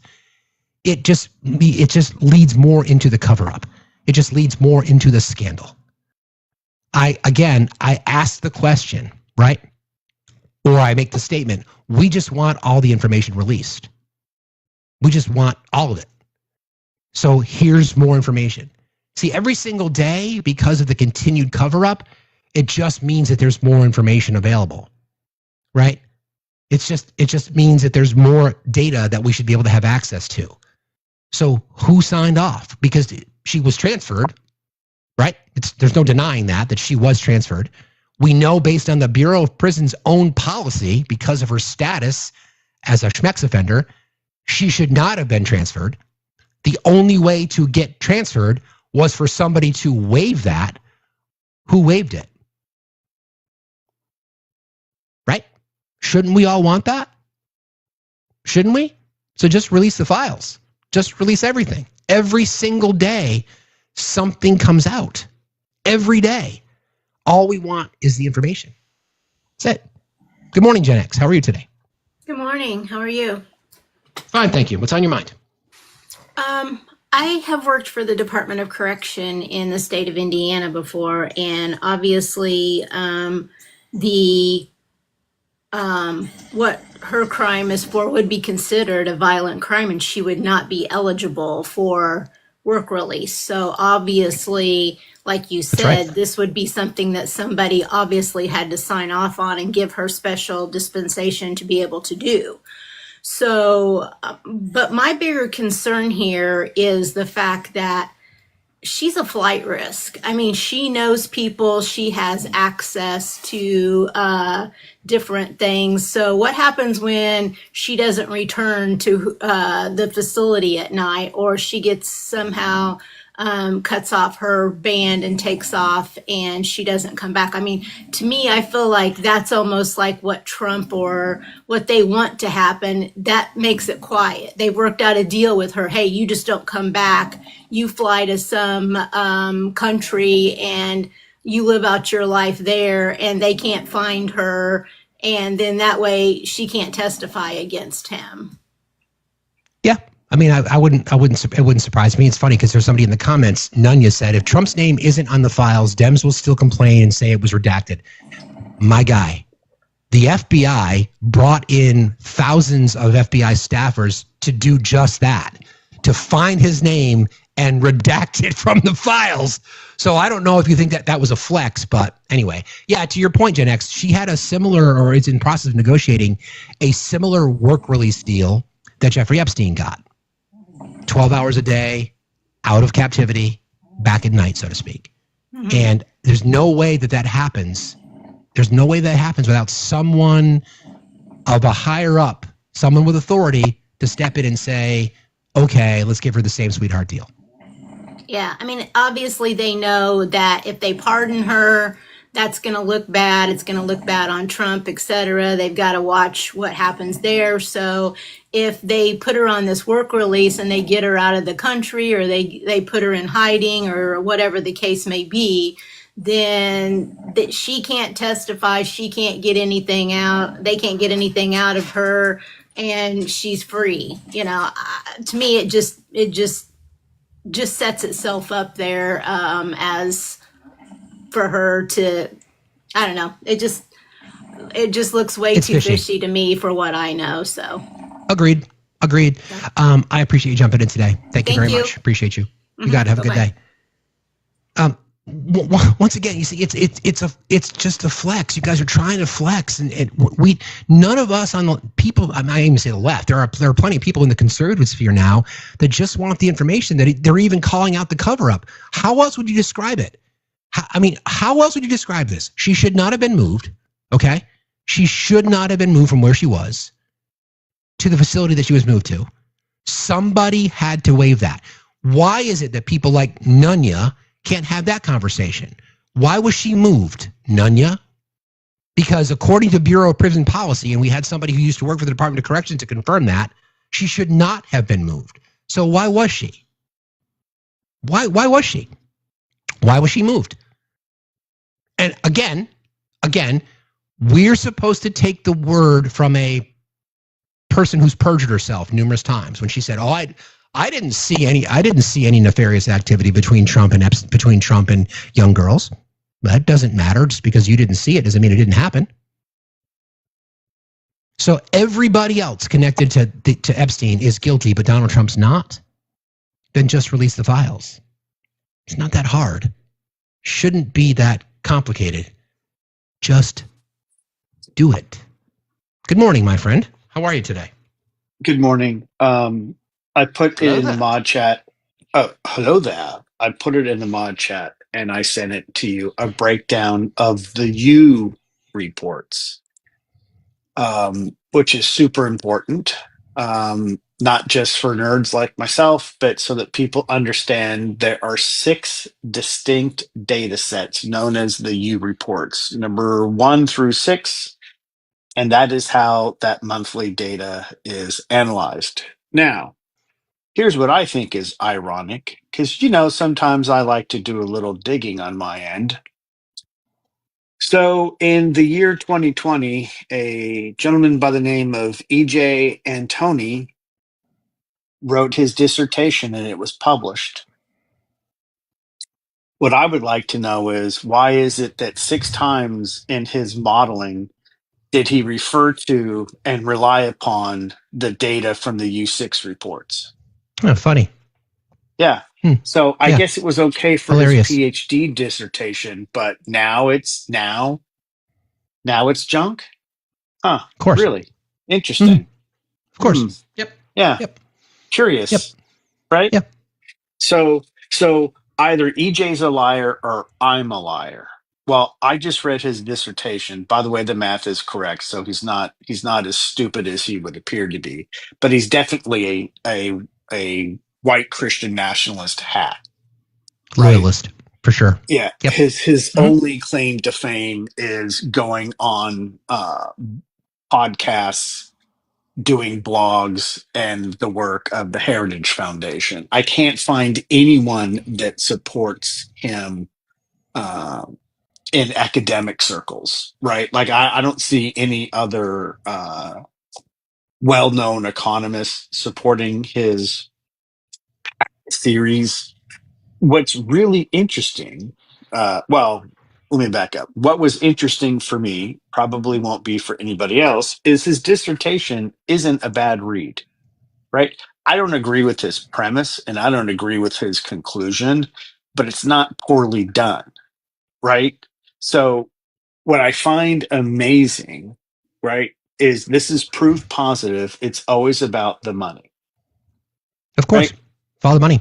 Here's a guy that goes and gets a PhD in economics. Not an easy feat to do, right? Getting a PhD requires work, right? And you have to put in the work.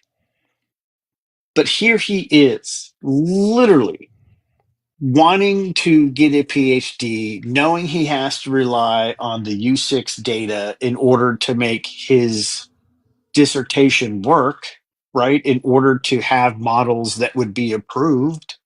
Somebody asked Obi, what was the dissertation on? What was the title of it? Without getting into too much of the nerdy shit. Fiscal triumvirate analysis of crowding out from deficit spending of domestic migration from state taxes and the irrelevance of credit ratings on municipal debt yields. Totally. Yeah, that's a compelling, that'd be like a Harlequin romance that I would read to fall asleep at night. God. It took me about an hour to read it. It's only 139 pages. Yeah. So, I think to summarize what you're saying and what we're talking about now, someone who wrote their dissertation relying on BLS data, jobs report data, CPI information, the same person who's now called it phony baloney to get in the good graces of the president. And again, how dangerous this potentially could be, where a partisan hack producing numbers just because the president wants them is so fucking dangerous. Yeah, he relied on all government data because remember, part of it, anytime you see a dissertation with taxes, you've got to get that data from state, from federal, right? You've got to compare all these data in your regression analysis and in your modeling. So somebody just asked you, said, "Hey, Obi, can you say that title again backwards?" Don't. I'm going to now. Nope. Shut up. No, you're not. Yields, debt, municipal, on, ratings, credit, of, irrelevance. No. So again, but I just want to remind people how important this conversation is. So incredibly important, and I see the people in the chat, and I am just asking you guys. I am trying, like we always say, we care more about your economic future than you do, and this is a primary example of this. You do not want someone who is partisan sitting in that position. What you want is somebody like Jerome Powell, who was appointed by Donald Trump, who has said, I'm not going to succumb to your pressure. My job is to do what's best for the economy. And that's what he's doing. That's what he's doing. You want somebody in this position who's not going to succumb to partisan pressure. You want someone who's going to look at the data, present what they have at the time, much like science. Science evolves, you address it, you change.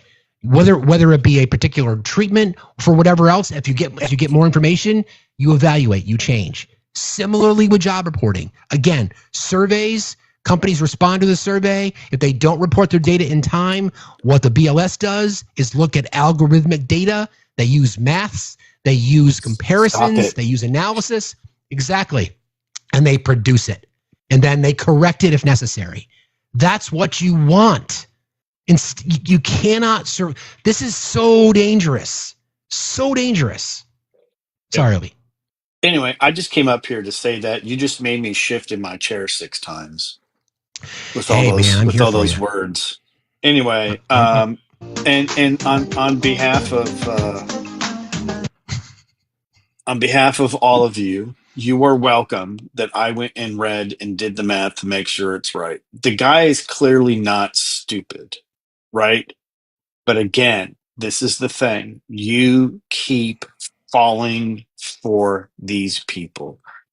You keep falling for these loyalists who are members of the cult, and you are going to suffer.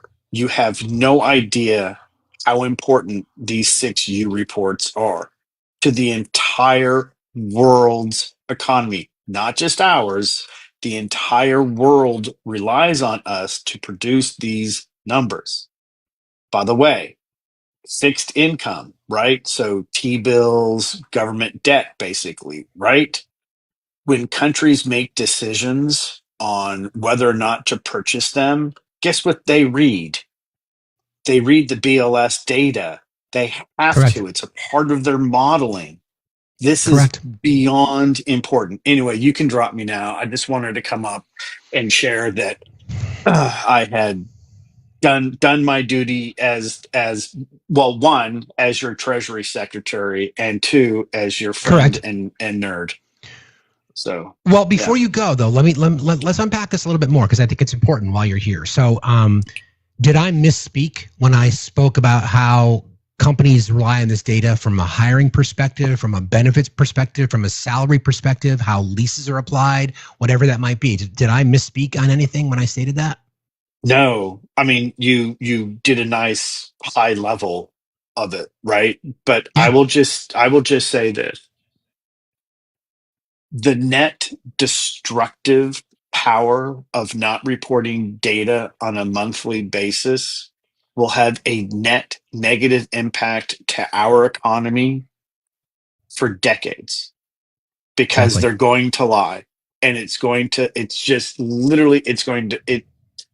I can't emphasize this enough, the importance of mathematics, people. This is why I hammer on this shit all of the time. I get it. A lot of you don't like maths, and that's fine. You don't have to. But just because you don't understand something, MAGA, doesn't make it untrue. Just because you don't understand something, MAGA, doesn't mean it's a lie. Just because you don't understand something, MAGA, doesn't make someone partisan. You're the problem. You have always been the problem. You will continue to be the problem because you buy into a narrative that you're a victim. You know what you're a victim of? Your inability to critically think and not look in the mirror and recognize that you're in a cult. And yet we have guests that do come up and admit, there's a person who comes up and they say that they didn't look at anything. They never read anything, right? They just went by the headlines. I can't remember the person. I want to say they're from the East Coast based on the accent. Like Joel, maybe? Yep. No, they, them, she, her, not sure. Because you never know one's pronouns, right? But they state that was the problem. Don't be the problem. Be a part of the solution. Go to the fucking public library, check out a book, read a book. If you don't understand basic economics, there's literally a book called Economics for Dummies. I would suggest reading it. And those For Dummies books, I have a couple because some of the shit I don't know. But you know what I do? I buy books and I read and I learn and I improve the skill set, right? I'll give people an example. So Obi and I work together. I've provided some of my expertise to some of the things that he's done, and I've learned a lot about the world that he lives in. So I get this long email last night for a potential project that we're working on in the future without giving details. And what was my first text message back to you after I got it? Oh, hold on.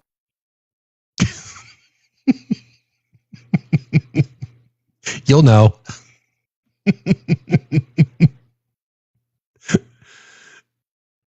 He's looking.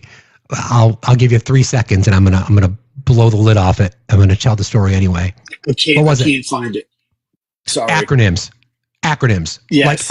Yes. I'm reading it. I'm like, okay, I'm pretty smart. I can put shit together. Like, I don't know of your world. I'll help with what I can, but I'm like, what the fuck does that mean? Like, I have no idea what that means. So please give me the acronym breakdown. Give me the thesaurus so I can look up what this acronym means. Case in point, when you don't know something, you ask the people who are in the space, who are the better providers of accurate information. So as we all attempt to learn, and again, I don't want to sound like a broken record, friends, but I'm watching the MAGA comments go by. You guys are going to get harmed by this because you're not paying attention to it. All we are saying is that data like this is so pivotal to everybody's economic future. You should want accurate data, not partisan data. Erica McIntyre was not providing partisan data. She's providing data. Jerome Powell was not providing partisan information. He's providing information. If you want to just allow yourself to believe that the only information you can trust is what Donald Trump tells you, then you are the problem. Thank you, Obi. I appreciate you, buddy. Ready to drop me so I can do my Wii Express? I'm ready. It's such a good point, right? It's such a good point. And I don't know what's going to happen there, but anyway. This from the president, the twice impeached, 4-time indicted sexually abusing fraudster convicted felon name on a list predator on True Social. Very unfair media is at work on my meeting with Putin, constantly quoting fired losers and really dumb people like John Bolton, who just said that even though the meeting is on American soil, Putin has already won. It's kind of true. What's that all about? We are winning on everything. The fake news is working overtime.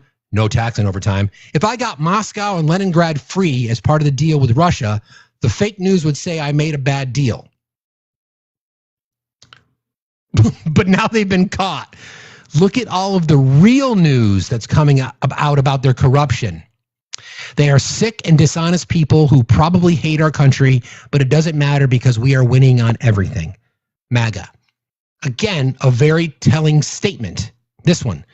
But now that they've been caught, look at all the real news that's coming out about their corruption. Do people understand how dangerous that is? Right? So, in his mind and in the cult mind, the real news is what he tells them the real news is. John Bolton. I don't agree with his politics, but he kind of knows his shit when it comes to foreign policy and our adversaries. I agree. Putin has already won. There's no denying it. The reason that he's already won is because our president is a chicken shit. Cannot even address the fact that he folds like a cheap suit. Folds like a cheap suit. Cheap tent. Cheap suit. Anyway, folds like something cheap because he could not follow through on leveraging higher sanctions. Every single month of his administration, he has threatened to increase sanctions on Russia. And every single time, Putin flips him off and doesn't do it. And the MAGA cult thinks that Trump's a strong leader. Every single time. Every single time. That meeting is on U.S. soil in Alaska. And you guys think that that's a win? Just like you thought Donald Trump going to North Korea, stepping foot in North Korea, saluting a North Korean general, you guys think that that's showing diplomacy and standing strong? That just legitimized Kim Jong-un. That's what that did.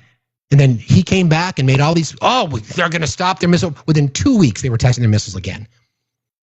Do you guys get it that your hero, your leader is just a feckless coward, the most corrupt individual to ever serve, arguably to ever serve in our government, never mind just as the presidency, just as the president, and over for what? No, there's not going to be a meeting, Vlad. No, you withdraw your troops and then we'll talk about the future. Get everybody out.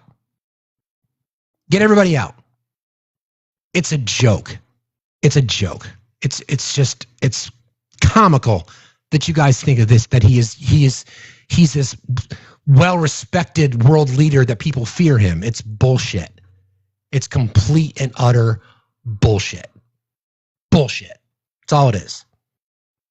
I'm a joke. That's cool. Appreciate you. Zona, how are you today? I'm doing good. Hey, I don't really get a chance to talk to MAGA very much. The fact that to have the humility, I guess, is considered a soft trait. To realize that you've made a mistake, to grow and realize that you're going down the wrong path is the sign of a weak man to them, I guess. One thing I have questioned is, for all of MAGA, do you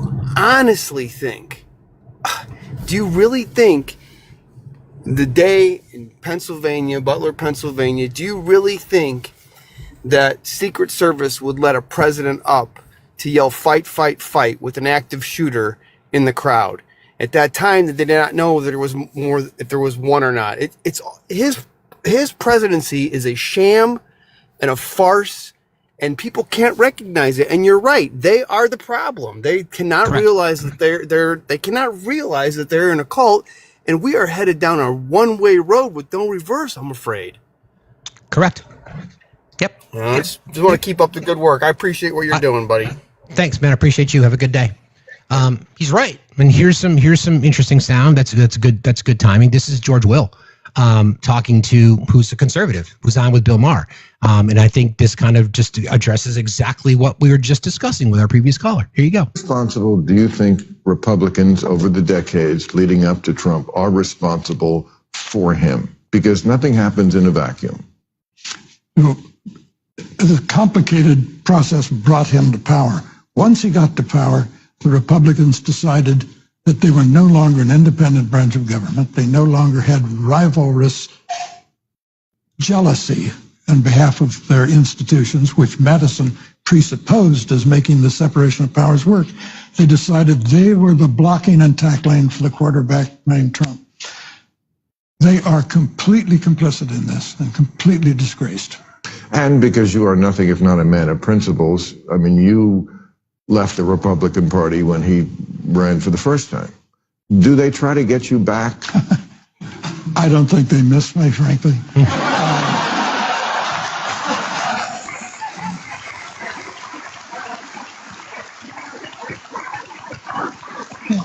Political parties matter until they don't matter anymore. Again, the question that Bill Maher asked him, how responsible do you think Republicans over the decades leading up to Trump are for him? George Will responded, this complicated process brought him to power. Once he got to power, the Republicans decided that they were no longer an independent branch of government.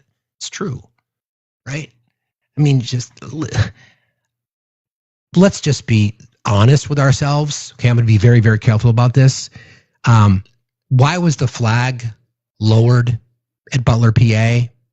Why did the Secret Service allow him to stand up above the crowd and not just drag him off the stage and put him in the car and shuffle him away? Why was there an obvious member of the Trump campaign team seen on video ushering in photographers to take pictures?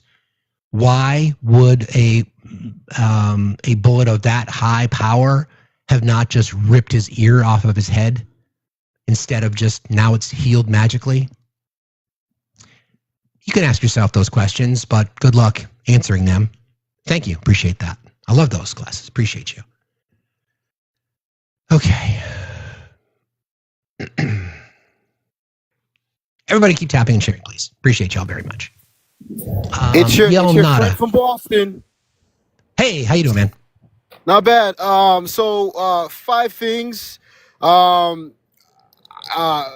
think we need to have this conversation, sir, that we have, again, not being disingenuous.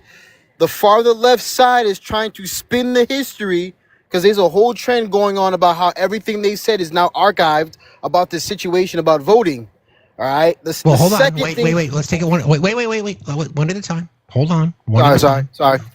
What's the far left, and what are you talking about? Be specific. Okay. So when we're talking about the far left, we're talking about how the Never Kamala voters are starting to show their true colors as if they were really MAGA in disguise. Because the hypocritical thing that I discussed with a friend on a podcast recently, they're out here supporting Mandani, but Mandani had the same platform as Kamala Harris. Who are you? It's Kamala. Who are you talking about? So, I know you're emotional. I'm asking you to kind of slow down a little bit. Wait, stop. Sorry. Stop. Okay, I can't have a conversation with you if you're just going to run off on these tangents. I'm asking you to be specific. Hold on. Who is it that you are speaking of? So give me, like, is it someone who said that they supported Kamala and they ended up not voting for Kamala? Like, who are you talking about? Let's try to center the conversation.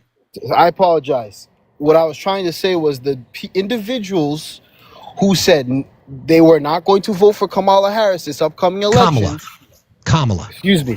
Madam Vice President did not want to vote for Madam Vice President this past election are the same individuals that are now being called out for saying they would support Mandani, who literally had the same platform as Kamala Harris. That's not even close to true, my guy. It's not even close. How you ran your policies to run a state government or a city government is extremely different than policies to run the federal government. The way did Kamala Harris talk about free buses? No, she didn't. Did she talk about rent control?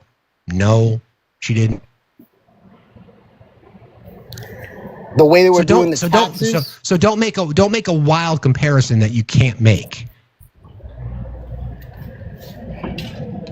Well, if I sound disingenuous, I apologize, and I don't mean that. It's not that you're disingenuous. You're trying. I don't know what you're trying to do. Like I don't understand the statements you're trying to make. What I was trying to tell you was I've seen a trend on this platform that a lot of people are now saying that there was a hashtag called something about leftist archives where people would go on these videos on Twitter, or not Twitter, on this app, saying they wouldn't vote for Kamala Harris because XYZ.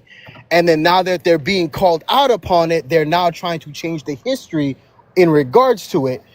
And what I find, and what I was trying to say was, I find it kind of weird that the like you said, the platform is completely different, but the sense of the way they were campaigning or trying to get people involved, the way they did was kind of similar, but they wouldn't vote for the vice president this past election, but they were okay throwing so much support behind Mamdani in New York. And I was saying to myself, how does that's kind of counterproductive, because yes, this guy is doing what he's got to do, and he's saying what he has to say, and he's coming with bark, but at the same time, it's just like, it's almost first of all, sorry. My friend, I understand your passion, but you're not doing a very good job of trying to make a point. Okay. You're just not. Okay. So let me try to help you out. Okay. How about this? How about you just answer the questions that I ask you? Yes, sir. That? Yes, sir. Okay. So are you saying that people nationally who chose not to vote for Kamala Harris are now either showing their support for Zohran Mamdani and are willing to support him? Is that what you're saying? Affirmative, yes. Okay, so you understand that those are two entirely separate things, right? Of course. Okay. So so this leftist archive thing, I don't. That makes no sense. We're not even going to bring that up again. That's just nonsense. Okay, I'm not going to. Hashtags are irrelevant to me. The question I have for you, though, is why do you think people are deciding that they would want to lend support for Zohran Mamdani? Why do you think that is? Charismatic gentleman, gets to the point. Charismatic, speaks to voters, right? Yep, charismatic, speaks to charismatic elector or whatever name is for. Excuse me. Another fact is he's willing to fight for the people. He's saying what he has, like I said, saying what he has to say, and he's not afraid. He's not afraid to just say, "Hey, we're not doing the traditional way anymore. It's not working." Right. So, is there something wrong with that? No, it's not. Oh, okay. I support him too. But what I was trying to say was, but you're debunking it. It's to me, I'm seeing a way where I would go on these panels. They would say they would support Mamdani. The host would say, "Hey, you would support him? Yeah, that's cool. You support him. I would support him too." But it's kind of counterintuitive that you wouldn't show that same energy nationally for the vice president, where it's not because they're entirely different individuals. So let's call it what it is. Kamala Harris, a black woman. There's people on the left that could never bring themselves to vote for a black woman. Let's call it what it is, because there are racists and bigots and misogynists that are on the left as well. Okay, so let's call it what it is. Kamala Harris, the most qualified person to ever run for the presidency up to this point in our history, and she may be the most qualified ever. Okay, we have to put that over there. People choosing not to vote, and I can be objectively critical of Kamala Harris because too moderate for me, in my opinion, not progressive enough. That's how you have a critically thinking conversation about politics. Now, Zohran Mamdani, listen to the voters, where I think a fair criticism of the Democratic machine is that they didn't speak to voters. They spoke at voters. And I think you could certainly say that some of the feedback from blue-collar Democrats has said, why does the Democratic Party continue to ally themselves with celebrities? We don't want celebrities. We want people who speak to us. That's what Mamdani does. So you could have people on the left that support the things that Kamala Harris does, but just decided to not support her for a variety of reasons. One of those reasons is they did not feel connected to her for whatever reason. They may feel connected to Zohran Mamdani because he's speaking to things that matter to them. So don't turn it into this conspiracy. Let's just call it what it is. It's politics. An ugly game it is. And the second thing I wanted to ask, why is it that the fact that President of the United States is going on these press conferences, basically making the mayor and also the chief of police of DC look bad, saying that the crime is out of control? From my understanding from the propaganda machine, which is Twitter, a Caucasian woman was assaulted by men or women of color, and they were saying that the crime was out of control. But digging deep into it, the woman, the Caucasian woman, was kind of speaking crazy to those individuals. But for some reason, they're saying crime is on the up and up, when crime in because DC, that's what Trump does. That's what Trump does, though. That's part of it. But don't you find it concerning? Don't you find it concerning that he's now targeting to predominantly black areas? And I had a conversation. But that's what he with does. A gentleman who just left the army. He said he didn't want to go back, even though he had 13 years. He was trying to do his 20. He said that. What's that? I'm saying that's what he. I didn't hear the last part. Sorry about that. I'm just saying that's what he does. Again, that's what he does. He needs to he's going to lie to his base to justify everything that he does. That's what he does. My question is too, are you afraid? Are you a little bit concerned or afraid that oops, you're breaking up. You're the one who's breaking up, my guy. Oh, can you hear me? Am I afraid of what? Sorry about that. Okay, so I recently just watched the movie called CW by A24 with Christian Dunst. Stop. Go ahead. What you said? Am I afraid? What would I potentially be afraid of? Afraid of what? CW. I can't say that. Not in the sense from the movie. No. I'm more concerned about an economic CW that we just discussed because of the lies being told by the administration. But I'm going to drop you today, friend. I appreciate you being here. I gave you a lot of time, but thanks for being here. I don't know what the fuck was going on there. But anyway, listen. Okay. Trump is a coward. He's a weak, narcissistic little man who needs to pump himself up to stroke his ego. We see through it. Those of us that are paying attention. I'm not gonna debate whether or not I think there's going to be this citizenry uprising. I just will remind people of this though, and I was thinking about this yesterday. And actually, it reminds me now that I can share this story because as it relates to the National Guard and to DC, CW would be something that happened in our country in the mid-1800s involving Abraham Lincoln, the North and the South, the Union, the Confederacy. That's what the CW is. We try to be appropriate for TikTok. The Pentagon plan, this is, again, connected to the National Guard rollout. Pentagon plan would create military reaction force for civil unrest. Documents reviewed by the Post to detail a prospective National Guard mission that, if adopted, would require hundreds of troops to be ready around the clock. The Trump administration is evaluating plans that would establish a domestic civil disturbance quick reaction force composed of hundreds of National Guard troops tasked with rapidly deploying into American cities facing protests or other unrest, according to internal Pentagon documents. The plan calls for 600 troops to be on standby at all times so they can deploy in as little as 1 hour, the documents say. They would be split into two groups of 300 and stationed at military bases in Alabama and Arizona, with purview of regions east and west of the Mississippi, respectively.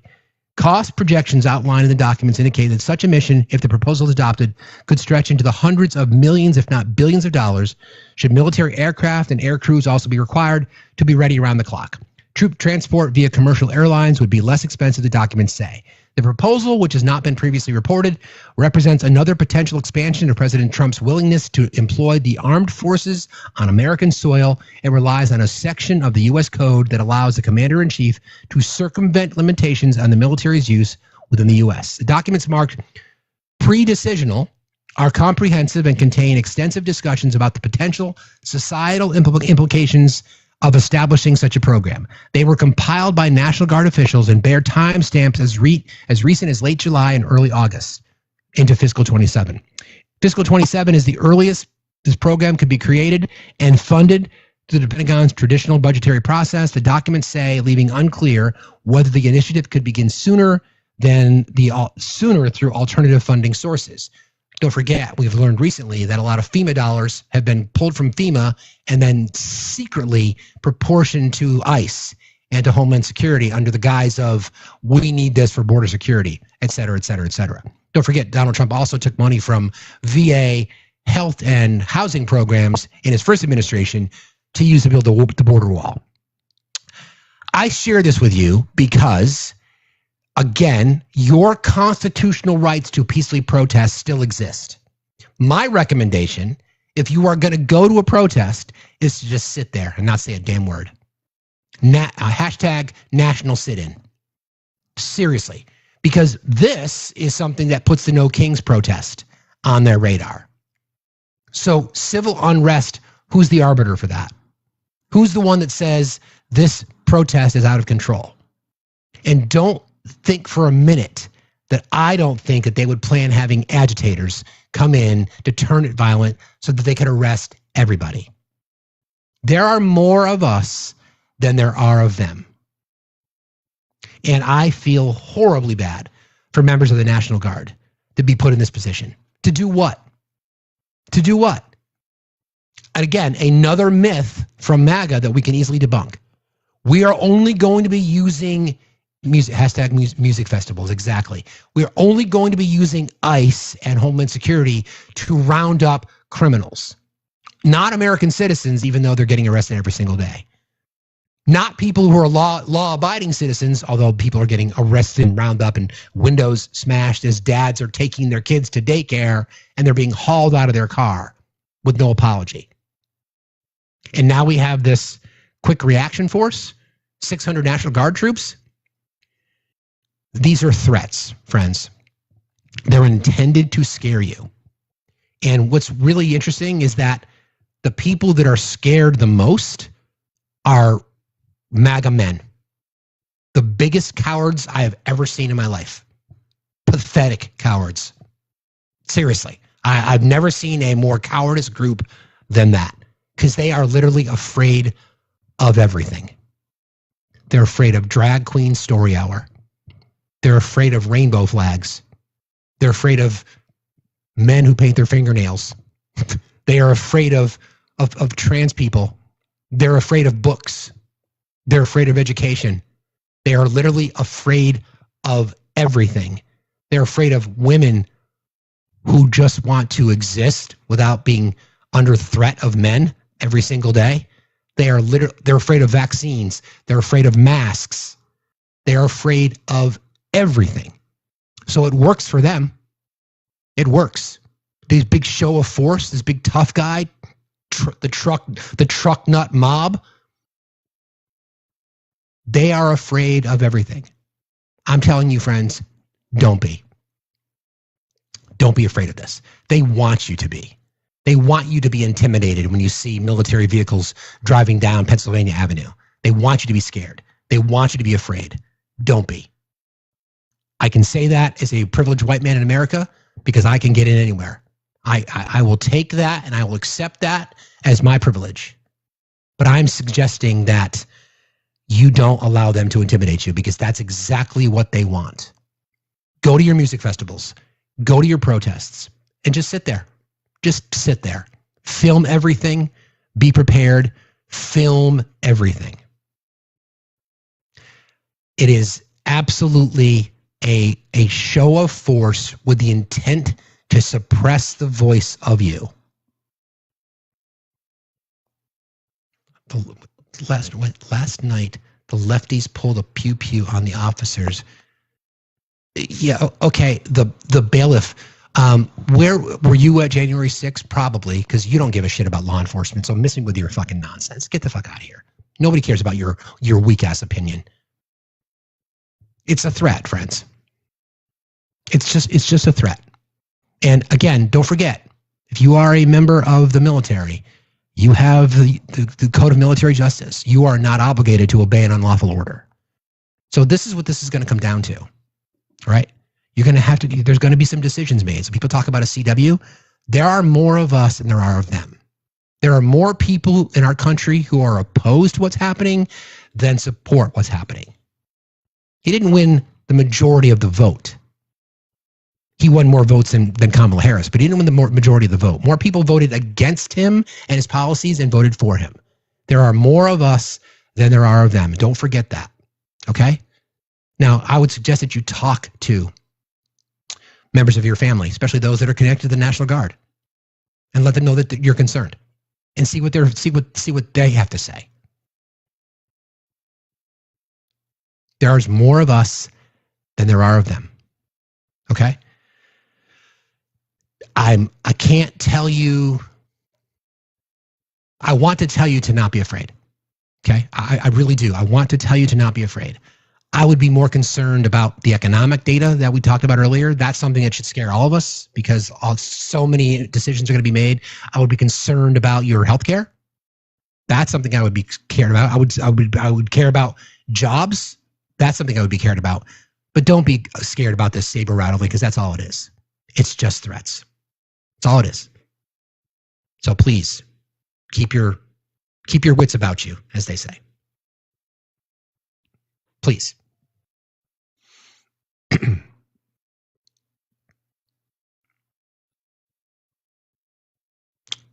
Abundance, are you there? Hey, brother. How are you? Good morning. I'm all right. How Good are you? to see you.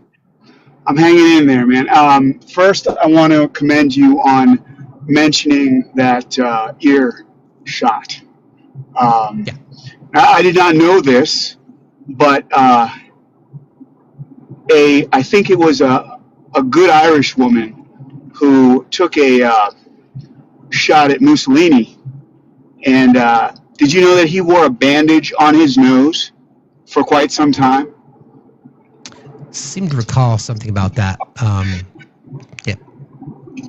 Yeah, so him wearing a bandage on his ear was straight out of another fascist playbook. Oh yeah, but there's no denying that it was completely fake. I mean, there's no denying that. One of the things that I wanted to mention about DC is that this, I've heard people say, "Oh, this is a ploy. This is a diversion from the Epstein files or the havoc that the big beautiful bill is going to cause on the American people." But I think it's more sinister than that.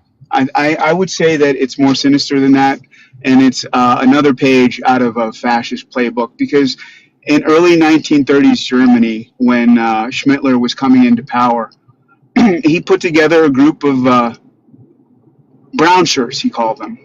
These were young, disaffected men who held true to his racist ideologies, his homophobic ideologies, his xenophobic ideologies. And much like the Proud Boys and the Boogaloo Boys and whatever they are, 3%ers, who have joined the ranks of ICE, because you see them. They're wearing the same uniforms that they wear when they were protesting in the streets with their tiki torches. Of course. He's got his own version of the brown shirts, and it's going to start in D.C., and it's going to proliferate, because he said he would do it, in other cities to get rid of quote-unquote crime. But you know what? Schmittler said the same thing. We've got to clamp down on left-leaning people who are violent criminals. We got to clamp down on communists. We got to clamp down on et cetera, when it was just a means to brutalize people, especially those who didn't agree with his policies. Finally, I would say that the thing that distinguished us mostly from 1930s Germany was, number one, a good economy, and number two, somewhat of a lack of fear, right? But now he's done things to literally tank the economy. And when things go bad, they're going to go really, really bad. And by putting these brutes out into the streets, people are going to be fearful, right? They're going to see people getting beat, getting arrested for no reason, not having any due process. And he's going to feed off that fear to allow him to commit even further atrocities. This is right out of 1930s Germany, schmatzy blueprint, and it's got Stephen Miller written all over it. That's sure does. Sure does. My take, brother. Thanks for jumping in today, friend. I appreciate you very much. Good to see you again. Take care. Have a good day. Likewise, brother. Bye. Yeah, I mean, again, I mean, I agree with most things he said. I shouldn't say I disagree with people being afraid. I understand that. I guess what I'm asking, friends, is that if you allow them, the federal government, at the hands of Stephen Miller and others, to intimidate you, that is them winning. Right? That is them winning. You have rights. There are more of us than there are of them. You have rights. And society to make changes in society requires people to stand up. You know, is this our Tiananmen Square moment? I don't know. Maybe. I don't know. It's hard to say. I really don't know. But I want to play some sound. So as you guys know, Dean Cain has talk about how far we've fallen. I'm going to call him not the man of steel. I'm going to call him the man of a wet napkin. He has went on the record saying, and I'm going to be part of ICE. And then you guys know Tim Miller from the Bulwark, who I love. He was on, they were both on with Piers Morgan. This is wild testimony. I'll be right back. Being doxxed left, right, and center on social media and having their lives threatened. No, of course they are. No. It is. Really quick. Let's go back to George Redis. He arrived at work. He was a U.S. citizen. ICE agents surrounded his car. He identified himself as a U.S. citizen. They broke his window, pepper sprayed him, and dragged him out. He's in detention for 3 days. So we do have evidence that they're not. I him out. He's in detention for 3 masks. This is crazy. Do you know how many judges have been threatened? You know, if you're a judge and you have, there's a case that is happening, you're a prosecutor, and you're targeting a murder suspect. These guys have been threatened. There have been judges whose families have been threatened. Their lives have been threatened. There are a lot of people in public life who have been threatened. You still don't get to wear a mask and be a secret judge. Not in a free country. You don't. I'm sure you get threatened. I'm sorry. If you're an agent of the government, if you're a representative of the people, you need to show your face and name yourself so that you have accountability. That's exactly right. Right. I mean, once again, and I completely agree. How do I want to say this?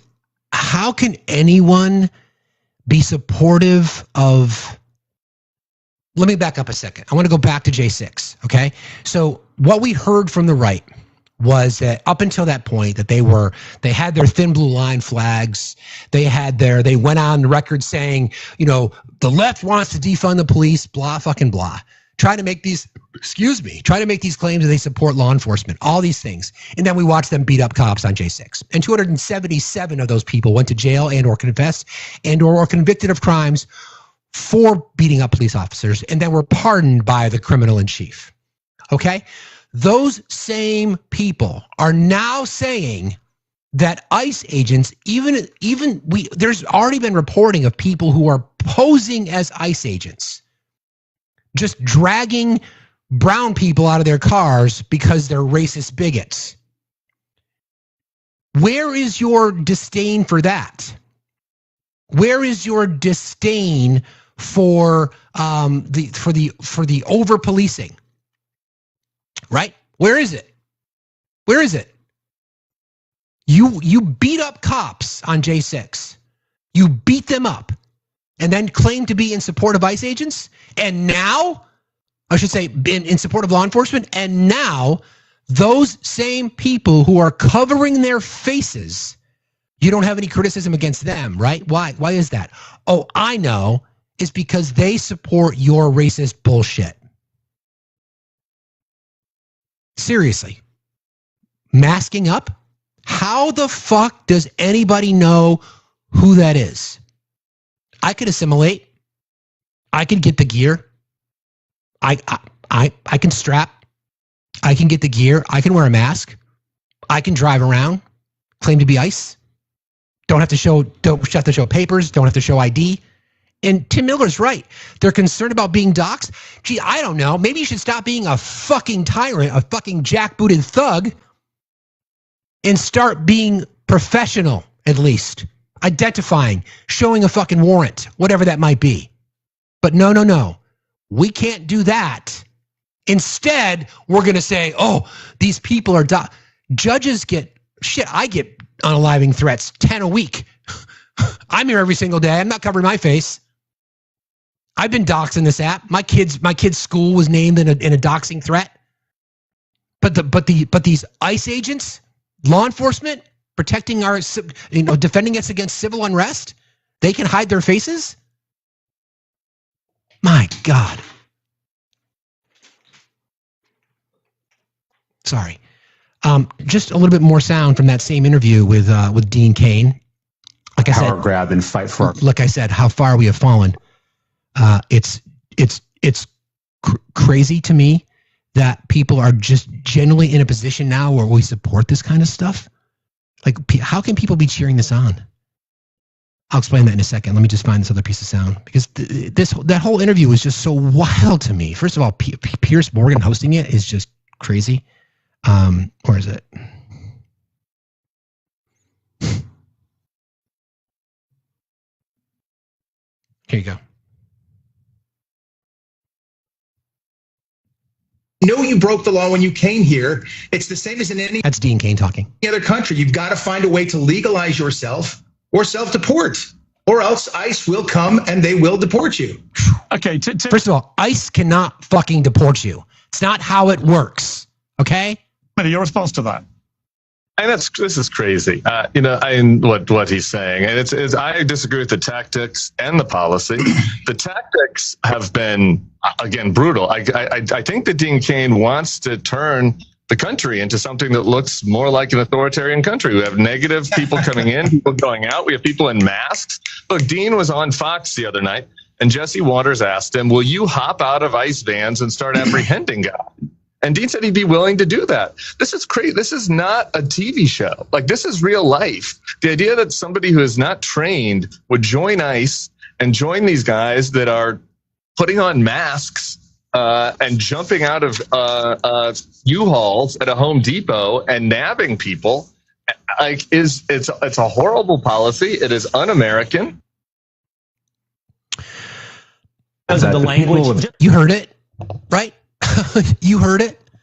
What? I mean, it shouldn't be that complicated. I mean, it really shouldn't be that hard. It shouldn't be. I don't think it has any relevance to anything regarding law and order. We know that the commander-in-chief is a 34-time convicted felon, doesn't give a shit. But people like Dean Cain, first of all, why the fuck is he being platformed? Second of all, Tim Miller's right. He went on Jesse Waters' show and said, oh, yeah, I would jump out of a truck and go grab people.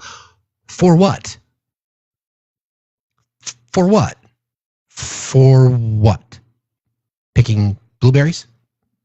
Working in agriculture? For what? And this is what I'm talking about, right? It is a police state based on rhetoric told by the Christian nationalists in our government, who vulnerable, mediocre white men adding to the list of things that they're supposed to be afraid of.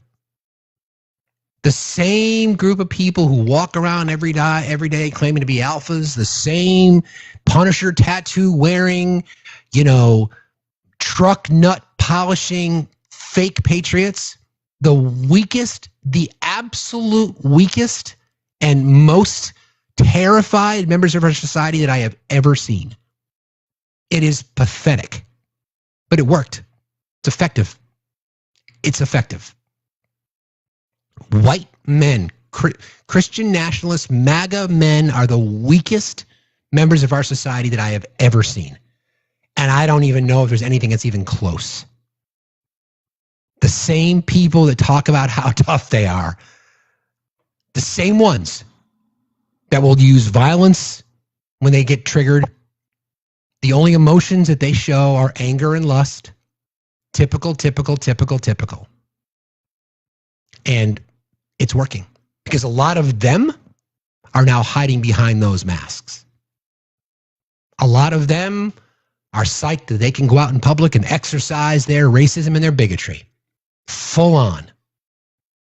Put their mask on, put their fake badge on, or no badge at all, claim to be an ICE agent, wear the mask over their face, and then celebrate it with their friends. Interesting, right? It's interesting. I don't know. We'll see. Good morning, Trek. How are you today?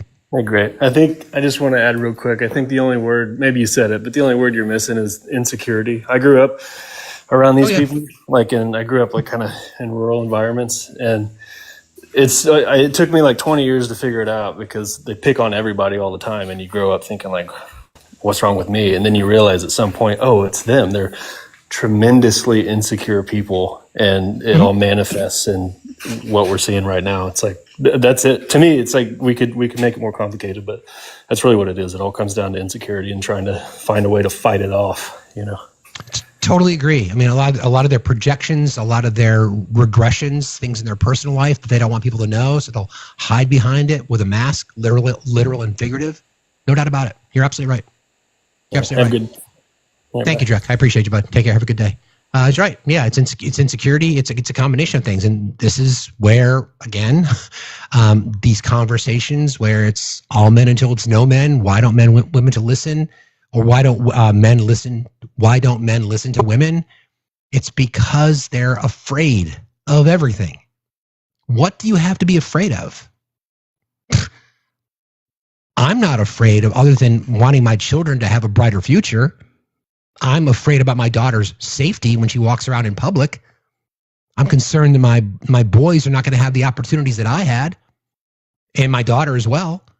I'm concerned about a country that I don't love. I love the people in it, but I don't love a country that demonizes poor people. I don't love a country that's not willing to invest in public education. I don't love a country that says we can't afford universal health care. I don't love that.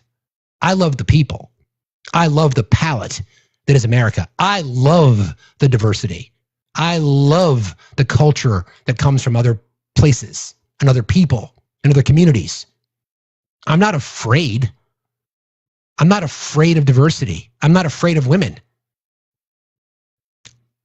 I'm not afraid of the LGBTQIA community. I'm not afraid of marginalized communities. I'm not. Just not afraid. But for some reason, the people who claim to be the toughest amongst us are afraid of all of it. And they don't even know it. But you see it. They act out when they get triggered. They lose their shit. They raise their volume. They scream. They yell. They drop slurs. They drop insults. Those are signs right there. Those are signs. Can you imagine being so triggered by a flag? Can you imagine being so triggered by someone who colors their hair purple, or a dude who might paint their fingernails? Can you imagine? Can you imagine being so insecure in yourself that you will cheer on masked thugs grabbing people off the street?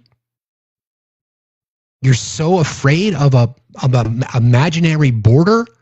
You're concerned about immigrant families who contribute to our society more than you do, and you're afraid of them? Can you imagine being afraid of books? Can you imagine being afraid of teachers? Can you imagine of being afraid of science and medicine and physicians and public servants and people who are out there trying to make the world a better place? Like, really? Imagine living in that environment every single day where you wake up and then, who am I supposed to be afraid of today? You tune into your, whatever that might be, wherever you get your news from, wherever your social feeds are, whatever your algorithm says. And then, oh, wow, I get to add, blue shirt wearing, silver beard liberal talkers on TikTok. I got to be afraid of them too. Because you can see it. When they come in the chat, they'll just scream at me or yell. The death threats have dropped to around 10 a week now. It used to be 25 to 30. Some of them are pretty graphic, I must tell you. But again, to walk around in that bubble every single day of just being so afraid of everything, because that's what this is. And that's what autocrats do. That's what Schmittler did. That's what other known authoritarian figures and dictators have done. They condition their followers to be afraid of Jews, the gay community, marginalized groups, the black community, indigenous population, women, educators, radical leftists, intellects,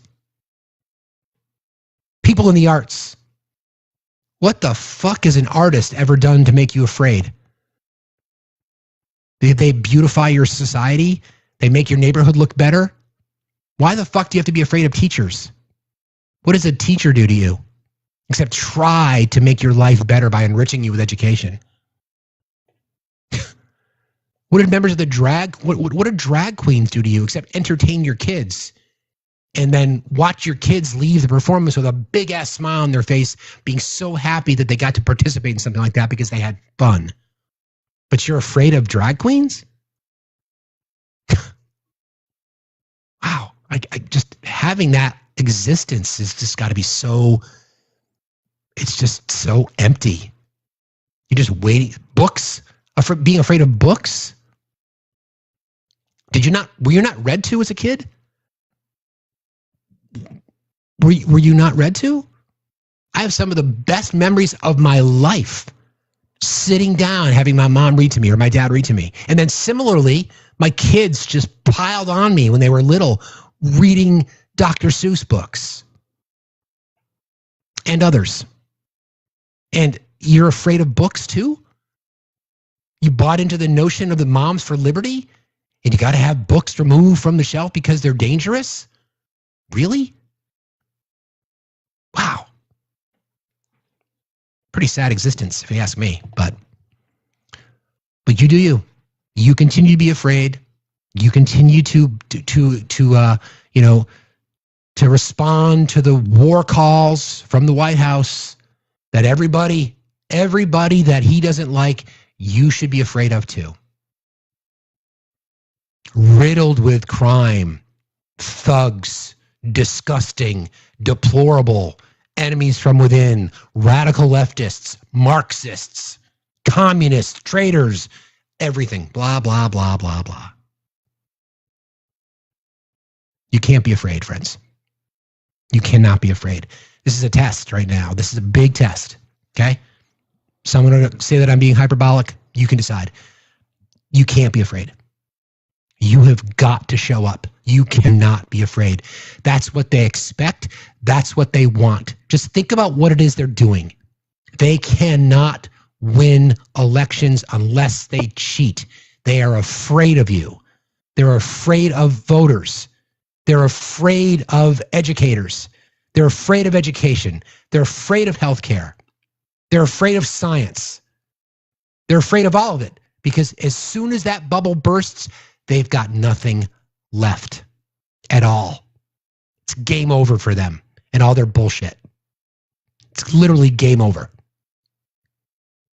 They're going to stand around in their little cult parties and they're going to gather in their spaces and they're going to wear their brown shirts or their flags or whatever it might be, put their hoods on in many cases, and they're going to say, those people that I've told to hate are the threat. Meanwhile, the rest of us trying to live our fucking lives, reminding them that we care more about them than they do. We care more about their children than they do. We care more about their future than they do. We care more about their communities than they do. They live in fear. Again, I'm a privileged white man in America. I accept that.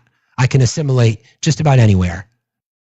I'm encouraging other white men to use your privilege for good and be there and stand in support as an accomplice with marginalized communities to show them that they are not alone in this fight, to not be afraid, to sit shoulder to shoulder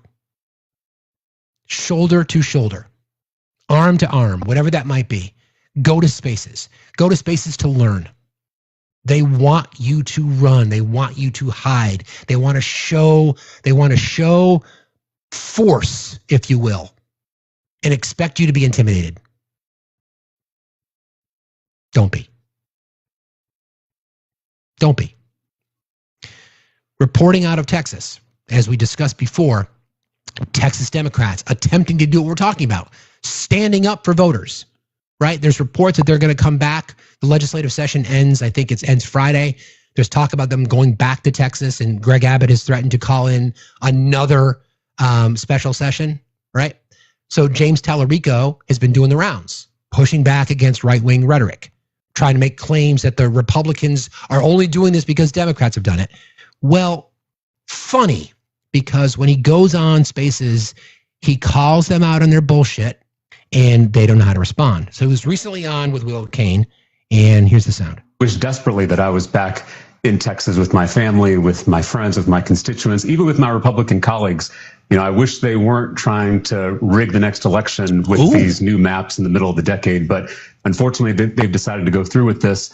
And so we're using this legitimate constitutional tactic to stop that power grab and fight for our constituents. Let me just jump in because of the language. Just because of the language, I would love to jump in. You said rig the election. So let's just take a moment now and make sure that we're all on the same page when we choose the words that we use, just for the accuracy and edification of the audience. Okay, Will, got it. So James Tallarico calling out what it is that Republicans are trying to rig the election in 2026 because he used the word that Donald Trump pretty much uses every fucking day. Will Cain's response was, let's just take a moment now and make sure that we're all on the same page when we choose the words that we use just for the accuracy and edification of the audience. Got it. Here's James Tallarico again, same interview. Taking your basketball and going home when you don't like the way it's played, but when you're winning in Illinois, you're happy to play by these rules. Again, I've condemned all gerrymandering across the country. And in fact, when Democrats had a majority in Congress, they voted to ban gerrymandering in every state, red states and blue states. Do you know how many Republican members of Congress joined them in that effort? Which one? I'm sorry. Which state did you just refer to? I'm asking, do you know how many Republicans joined Maybe fucking listen, Will. Democrats in the U.S. Congress to ban gerrymandering? All the Democrats voted for it. 0 Republicans voted for it. 0. It's an odd. You can spare me the both sides rhetoric. It's clearly one side that is trying to rig the rules in the middle of the game. That's how you play the fucking game right there. That's how you play it. You use the word rigged every single day. You use it. Let me just bring this back. I don't want to lose that clip because it's too good. Hold on.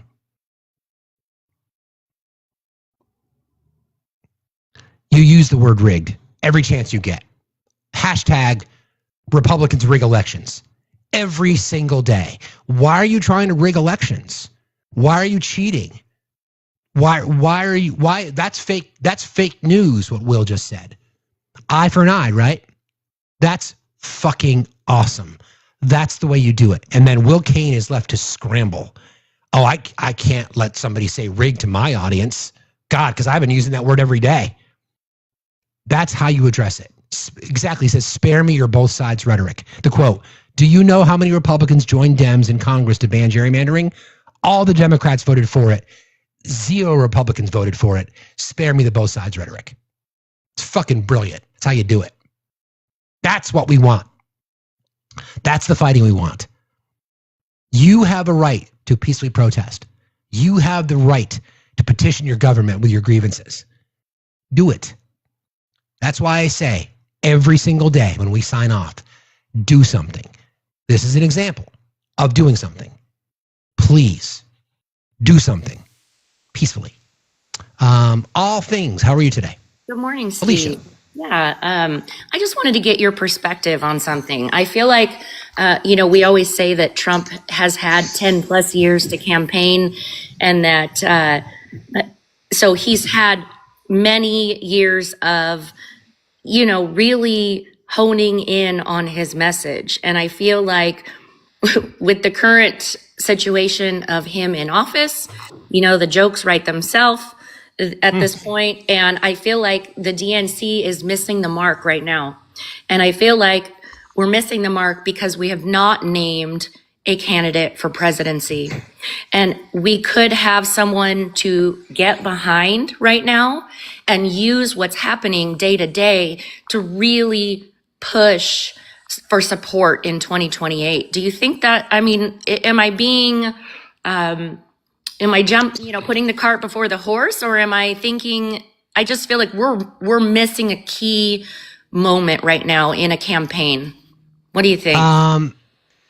I don't entirely agree, Alicia, and this is why. We want democracy to be democracy. Like we want candidates vying for our votes. Mm-hmm. We want people standing there telling us what their platform is, and then allowing the voters to say either that's not enough or I'm happy with that, and then get behind a candidate. I don't want to get out there now, because I go back to when Howard Dean ran, right? Howard Dean, and he was one of the leading vote getters early on in the Iowa primaries. He won, and then he did the ice cream, and then he left. Mm. So it's way too early to be saying, it's because it's not ultimately us to say right now this is the candidate. We've got to allow democracy to happen. I understand what you're saying. Yeah, I get it. I understand that. But I think the most important thing that we can do right now is to overwhelm the midterm elections. Overwhelm. Vote like we've never voted before. I'm surprised we don't have a number of candidates that are stepping forward. Or do you, I guess it is a little bit early, especially considering historically when people have stepped forward and said it. I just am kind of shocked because I feel like Trump played that game. He played that. Right, but well, I would ask you not to worry about the official announcement. Instead, pay attention to what people are saying and how they're doing it and where they're saying it. Okay. So listen to what things like that Gavin Newsom's saying, or Pete Buttigieg is saying, or people like James Tellerico are saying, or people like Andy Bashir are saying. There's names that we may not even know yet. Don't forget, Barack Obama came out of nowhere. Right. Literally came out of nowhere. Yep. So I think it's a little bit early, and so instead of focusing on an official declaration of candidacy, focus on what they're talking about and when and where. Like James Tellerico, for example. Like James Tellerico, not afraid to go to right-wing spaces and call them out. That's good stuff. What do you think about him as a viable candidate? I mean, he certainly fits the mold of the, when we talk about all of the things that Kamala had against her, being a woman, a black woman that, he is a white, straight man who is very Christian, openly Christian. I hate to say it, but he is the ideal, if we have a chance to win, unfortunately, I feel like we would rock the boat with anything other than. It's a fair point. As much as I'd love to see, a woman at the top of the ticket, I sadly, the experience that we just went through in 2024 tells me that our country's still not ready to elect a woman yet nationally. It's sad to say it. I'm just trying to be honest here. I do think it's going to take a straight white man to win the next election, sadly. I get it. I just judge in there, but I feel like, can we risk this election? Can we risk it? Well, we've ran 2 females the last 2 rounds, and we have not prevailed. And so women. I don't know. I want to win. We have to win the next presidency. We have to, right? Yes, and I think there's got to be a lot of reflection done. And sadly, our country is just not ready to vote for a woman for the presidency. We've seen it twice now. And there's a lot of factors there. Now, I know people are saying Kamala won. I don't want to debate that, friends. We can talk about the whole connection about nefarious activities. I understand that, but we have to deal with what we have right now. What we have is Donald Trump in the White House, and what we need is to think about what the future looks like. And I just don't think that our country is ready to elect a woman. That's just my opinion. Sadly, I feel like that's where we are. But If we were, we would have a woman president currently. You're right. And so that is a sad reality. Do you think that because some time ago, a few months back, I heard some, and I didn't have the time to dig deeper into it, but I heard that the DNC had elected a leader, and then they booted him out in some form. I'm not saying booted, but they pushed him out in some way. David Hogg? Yes. Yeah. I mean, I think he won his position as vice chair of the DNC, and then he was using some of the power of a PAC that he developed to kind of promote progressive candidates that would be in opposition of the status quo Democrats, which is exactly what we want. The DNC could not handle that, so they basically pressured him to resign, and that's kind of what ended up happening. That's exactly why I'm saying what I'm saying specifically about the DNC. Friends, don't donate money to the DNC. No. Donate money to candidates. Yeah. Don't give your money to the DNC. Now, I know Act Blue is connected to the DNC. It's a fundraising arm, so I get it. But do it on behalf of a candidate and not on behalf of the organization. I despise status quo Democrats. I despise them. They are conservative. That concerns me, Steve, for the primaries, because I feel like they are doing what they want and not what actual American Democrats, blue voters, want. You know what I'm saying? I do. That's exactly why I think Mamdani's campaign is a litmus test, because he spoke to voters and listened to them and said this is what they told him that he wanted. And people on the left are afraid of socialism. People on the left are afraid of rent control. People on the left are afraid of the color of his skin. It's ridiculous. It's ridiculous. The people on the left, the conservative status quo, the Democratic machine is just as much of a threat, to be honest. Because when push comes to shove, they won't lean in on progressivism. So it's on us. But thanks for jumping in today, Alicia. I appreciate you very much for being here. Thank you. You got it. See you later. Let me back up a second. We on the left, people on the left, right? Not the political left, but the ideological left. We've got to stop with this pearl clutch thing. And I've said this before. Stop looking for perfection, okay? It doesn't exist. There's no such thing as a perfect candidate in politics. There's none. Everybody has got negatives. It's what you want, though, from your politicians. You want them to be fucking human. Everybody has their faults. Everybody's got their blind spots.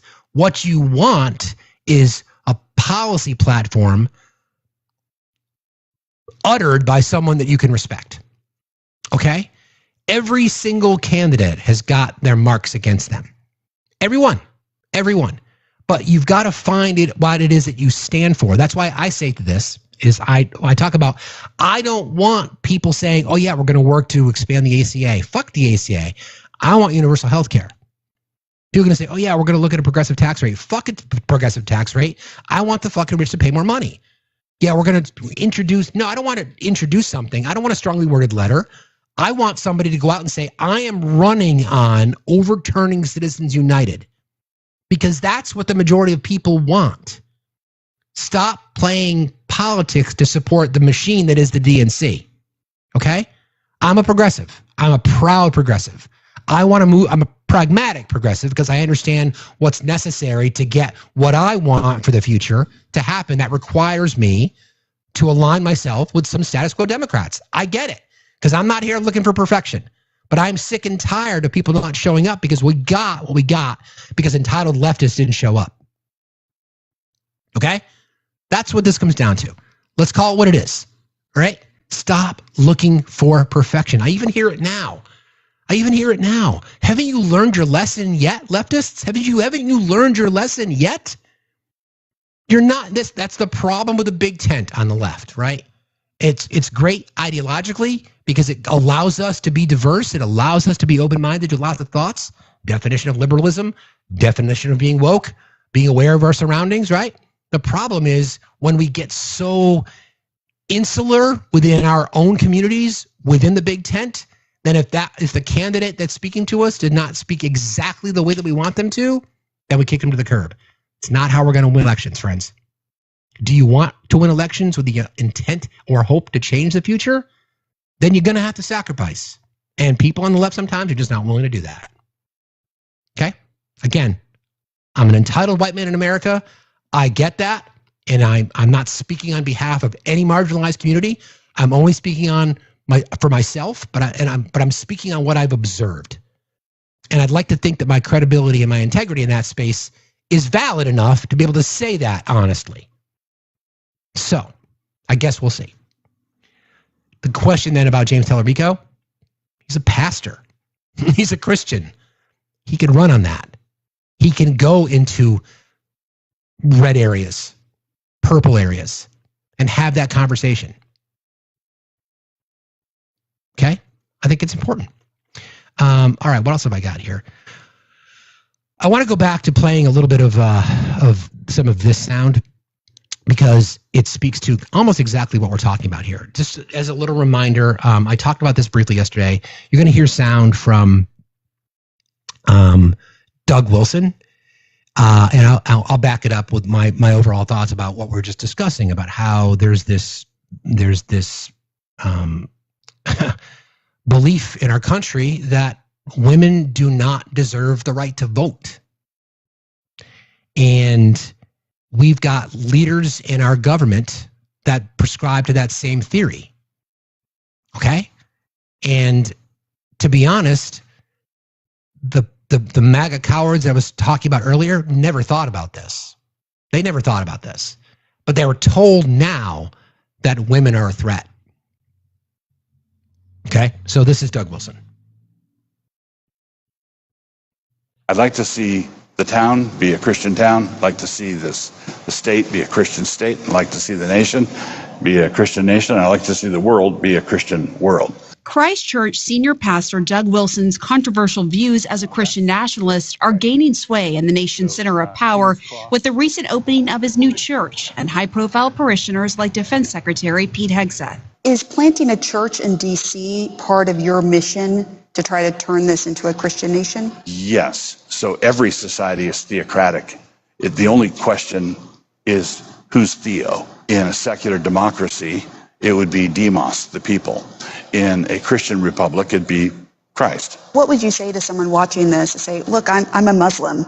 Who are you to say your worldview is better than mine, that your God is better than mine? Well, if I went to Saudi Arabia, I would fully expect to live under their God's rules. But you said earlier that you want this to be a Christian world. Yes. So you want to supplant their religion with your Christian. Yes, by peaceful means, by sharing the gospel. There's a lot of work yet to do. I believe that we are working our little corner of the vineyard. Wilson's Little Corner, a picturesque campus nestled on the outskirts of downtown Moscow, Idaho. I used to live in Moscow, Idaho. It is loaded with people like that, by the way. Is growing by the day with thousands of like-minded Christians. Right. Parishioners of his church, known as Kirkers, own and operate several businesses downtown next to liberal college town stores. If it's true.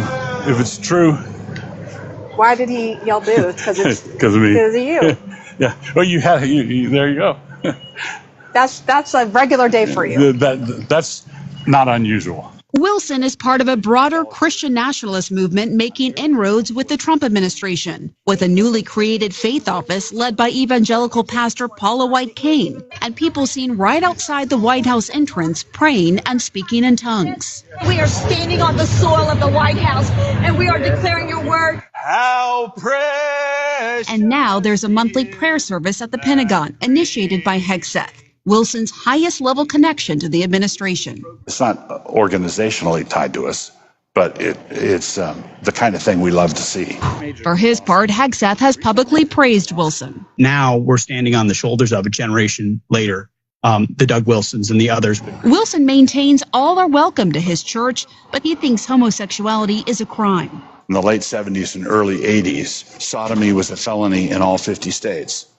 That America of that day was not a totalitarian hellhole. So you would like America to go back to that? Yep. Wilson maintains his ultimate goal is to bring about the second coming of Christ through his work and rejects critics' claims he's trying to make the dystopian world of The Handmaid's Tale a reality. I'm not a white nationalist. I'm not a fascist. Yes, you are. I'm not a racist. Yes, I'm you not are. a misogynist. Yes, you are.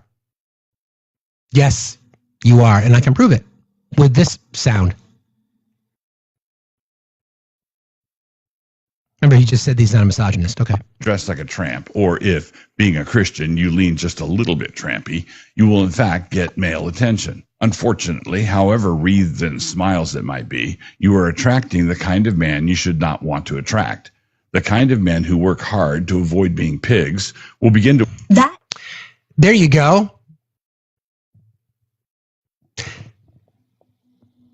There you go. So the person who claims that he's not a misogynist, blaming women for how they dress when they're assaulted, but he's not a misogynist. Just want you all to know that he's not a misogynist. He's going to tell you he's not. He's not a misogynist, but he's going to blame women for dressing trampy. Trampy. You heard Pete Hegseth praise that guy. Praise him.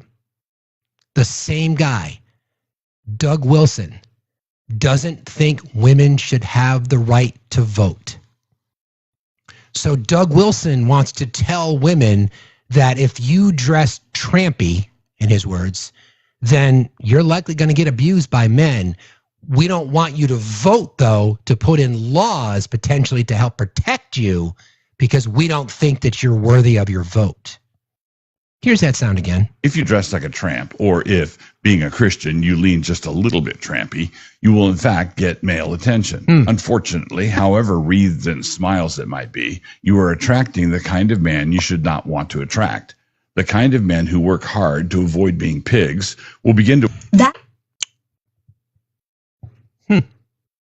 Funny, right?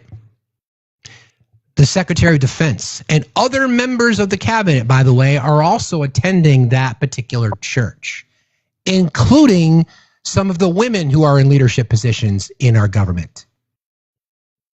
Women in leadership in our government currently attending a church that tells them that they don't have a voice in society. Women in our government attending churches like that, including the one in DC, saying, listen, if you dress trampy, you're going to be abused. And that's justification if you get abused. Women in our government participating in these speaking in tongue prayer meetings on the grounds of the United States government, a government built on the principle of religious freedom.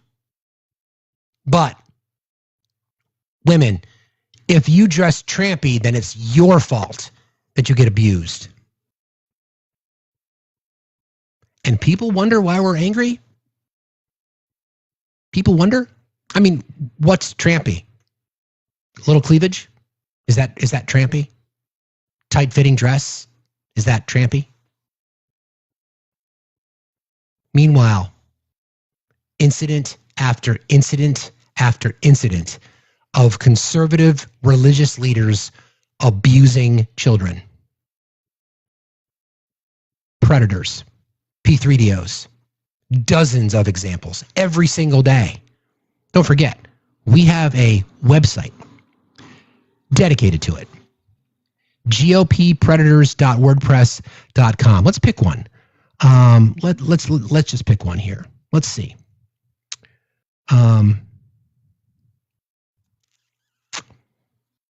Let's see. Let's see. We have Kevin Christensen, a devout Christian, in his words, was a justice court judge in 4 different Utah municipalities in 2013. He was censured for quadruple dipping, so to speak, collecting more than what is allowed by law. Hold on. He was arrested in March 2025 for 6 crimes against children. 2 counts of attempted exploitation of a minor, 2 counts of enticing a minor, and 2 counts of dealing materials harmful to a minor. He's being held without bail. Interesting, right? Yeah. Daniel Merrick, Christian pastor, musician, former Christian television host, and songwriter. He has been charged with more than 800 counts related to child sexual abuse material. Specifically, he is charged with 570 counts of child porn involving indecent contact, second-degree felonies, 316 counts of corn involving nudity, third-degree felonies, and 1 count of criminal use of a communications facility, a third-degree felony. According to the complaint, he uploaded some images using his cell phone, children as young as 8. Christian pastor, former Christian pastor.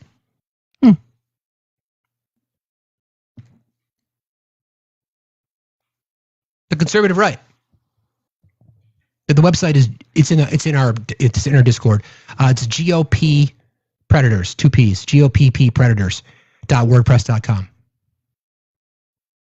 Not a member of the LGBTQIA community. Not a drag queen. Not a woke teacher. Children as young as 8 years old. The Christian right, the moral majority. Do you understand? I'm not going to say you understand because you don't. Do you see why we call this shit out? Do you see why I go through the emotional energy of carrying these conversations? Because it's fucking important to me. Because our mainstream media doesn't cover this the way that we do. They never will. They're not going to bring up examples of the legacy of abuse against children perpetrated by so many pastors and people who are connected to the church. Yep. Not a trans person on this list. Not an immigrant on this list. How about let's look at another one here.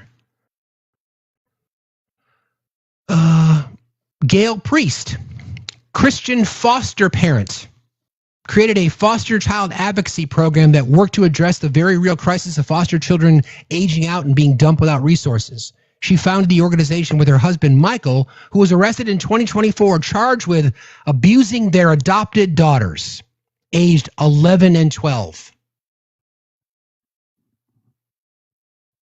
White people. Interesting. John Kevin Taylor, former mayor of Coldstream, Kentucky. He and his wife were recently arrested. He was arrested for abusing a girl under the age of 12 and for possessing child abuse materials. She was arrested for failure to report him.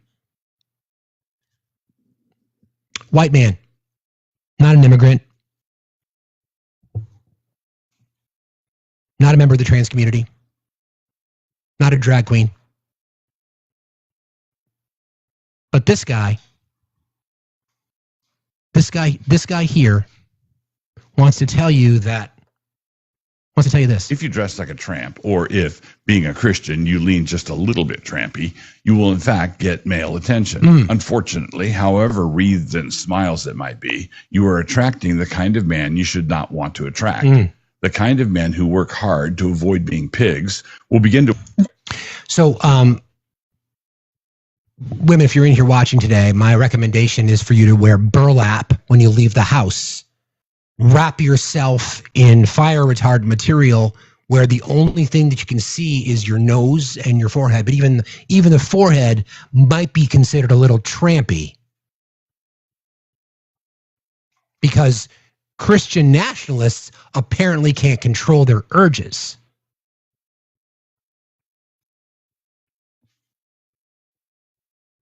And this again. I'd like to see the town be a Christian town. I'd like to see the state a Christian state. I'd like to see the nation be a Christian nation. I'd like to see the world be a Christian world. Christchurch. Those Christian pastors, a Christian nation, a Christian world, and the list that I just gave you were people who had identified as spirit leaders in their communities and or pastors are raping children and abusing kids. Children. Yes, Kipper, I agree. Children.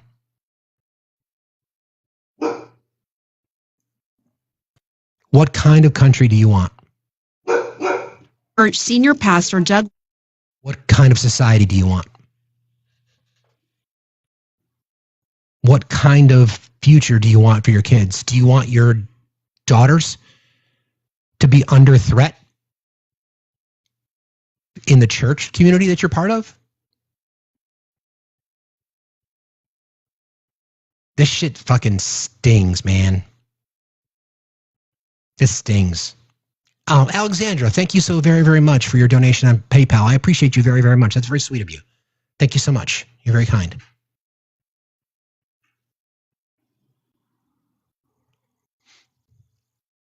This stuff is just, you know what we don't ever see though? We never see anybody from the right addressing any of this. Never. They never, because they can't. And that's why I keep telling you, don't be silent.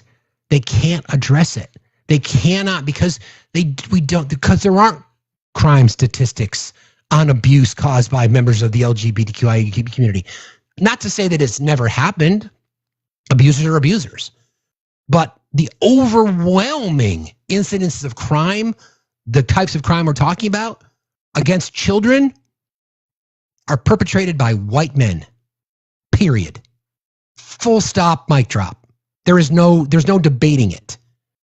It's not coming from marginalized communities. It's not coming from the trans community. It's not coming from immigrants. It is coming from white men.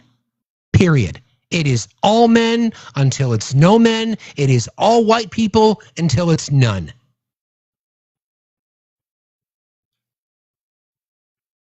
If you truly cared about the things that should matter, like the most despicable crimes of all, the abuse of kids, children.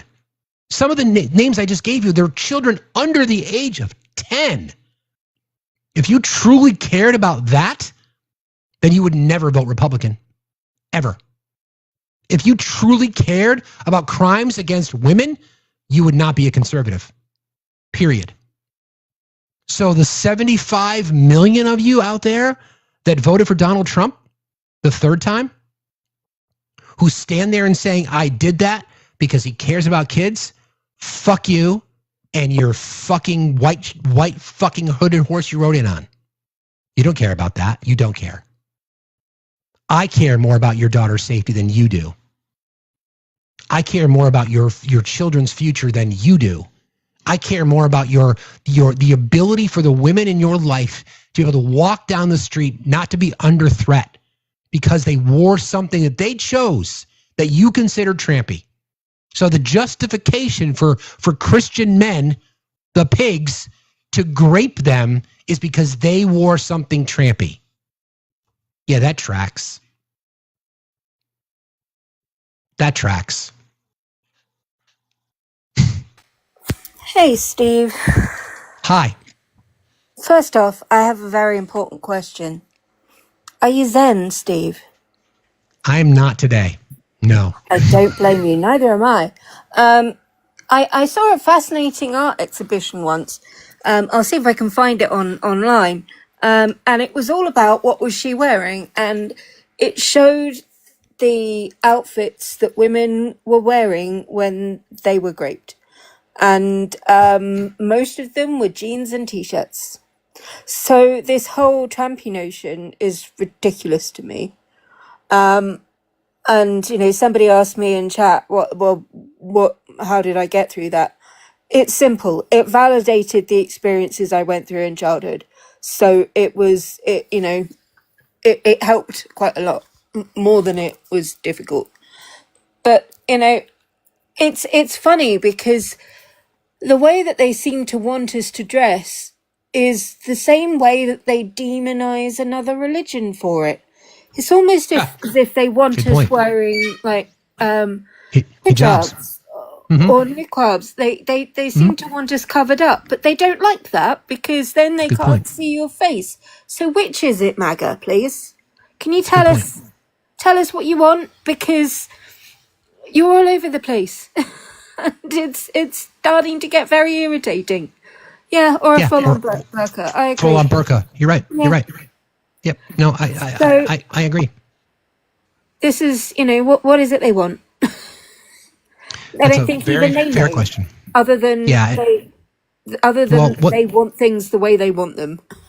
Well, I think it's interesting. I think what they think they want. Because it's easy to hide under your moral blanket. It's easy to say, I'm a Christian. My soul is safe because I know where my soul is going after I die. Because because I'm a sinner. That's what. So they do that. So then everything else can. I mean, don't forget, as a Catholic, you can just pray it away. As a Catholic, you just a couple of Hail Marys and you're good to go. Exactly. Yeah. You know, so transubstantiate. Exactly.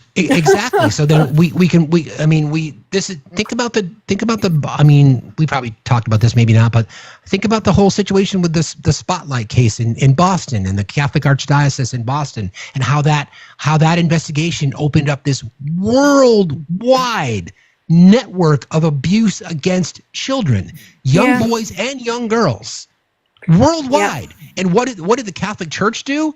They just moved the priests around.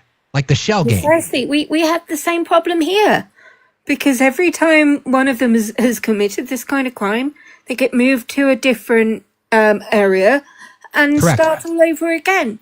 And it's there's a guy in Britain who was arrested because he had the audacity as a priest to speak the truth.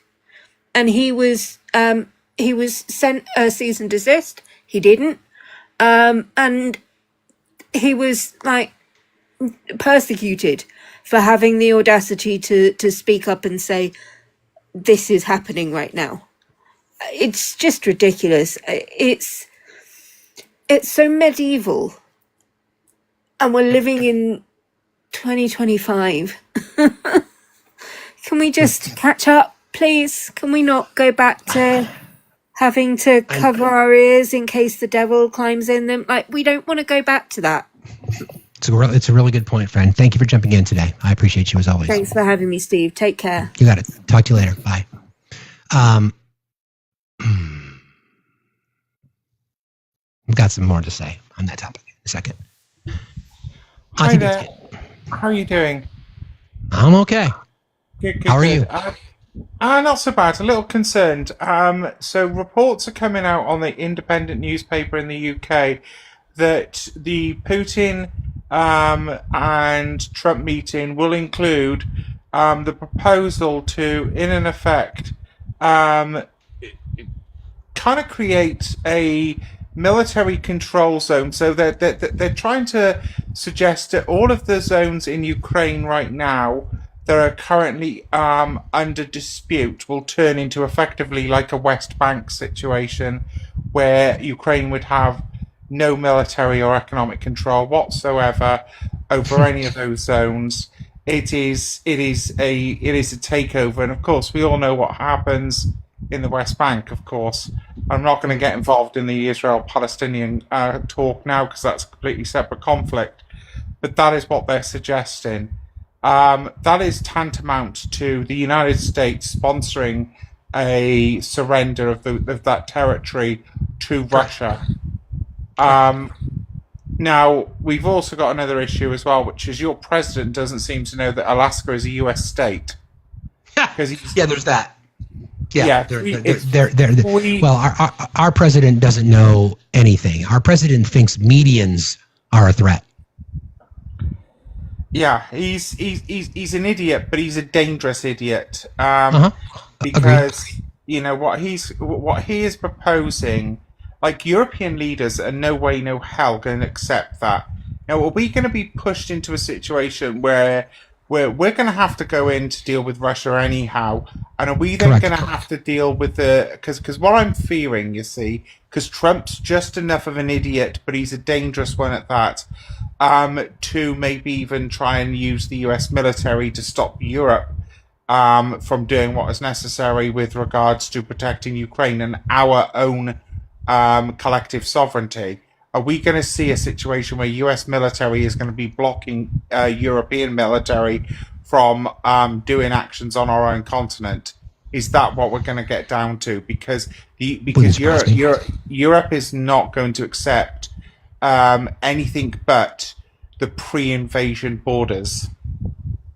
Agreed, and they shouldn't, and no one should, Because Crimea might be a sticking point just because of how long Russia's occupied it, but the rest, nope. It's so frustrating. I won't keep you up long. I won't be up here long because obviously I know you've got your own stuff to deal with. But I just thought you should be aware of what's going on because lots of now very dangerous questions are going to have to be asked if this is what the whole meeting in Alaska is about. Does that make sense? It certainly does. Yeah, I mean, I think obviously we get breadcrumbs of information. I don't think anybody would be necessarily surprised by that. We've already talked about the land. He's already talked about the land swap, and we've got his UN ambassador or NATO ambassador to be like, oh yeah, well if you've won the territory, it's yours. No, it doesn't work that way. Sorry, no, because otherwise we may as well just say, hey, colonialism is back on the table, people. Don't worry about the international order. Correct. Let's get rid of the United Nations. Let's get rid of all of the safeguards we put in place to try and stop us going to a world war.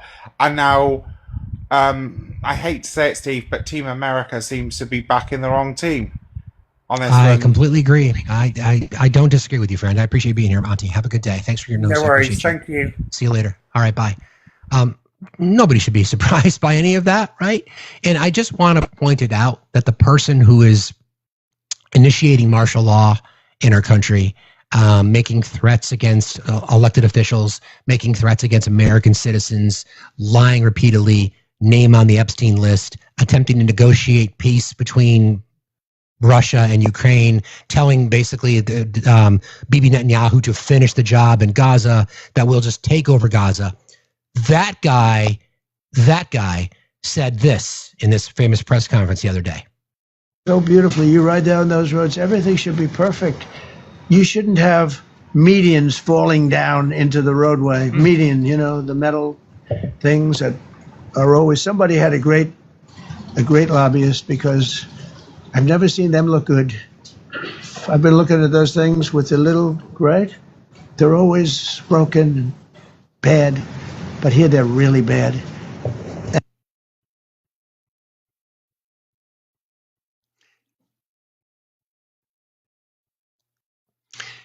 So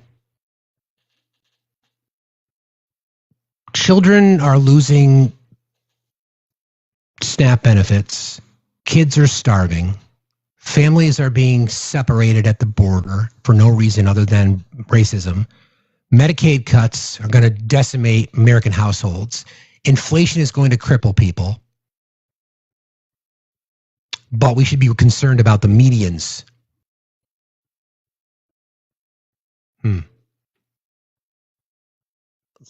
Dude, you're so wrong. What am I wrong about? Golf? It's wild. Right? That I did not realize the median lobby had such power in DC. I had no idea. Crazy. Interesting, right? JB, are you there?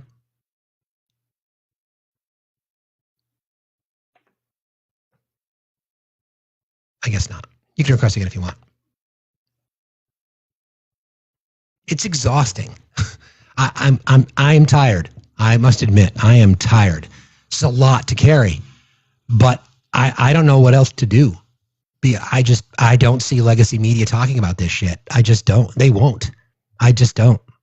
We're going to talk about it every single day because it's a distraction. He's a predator.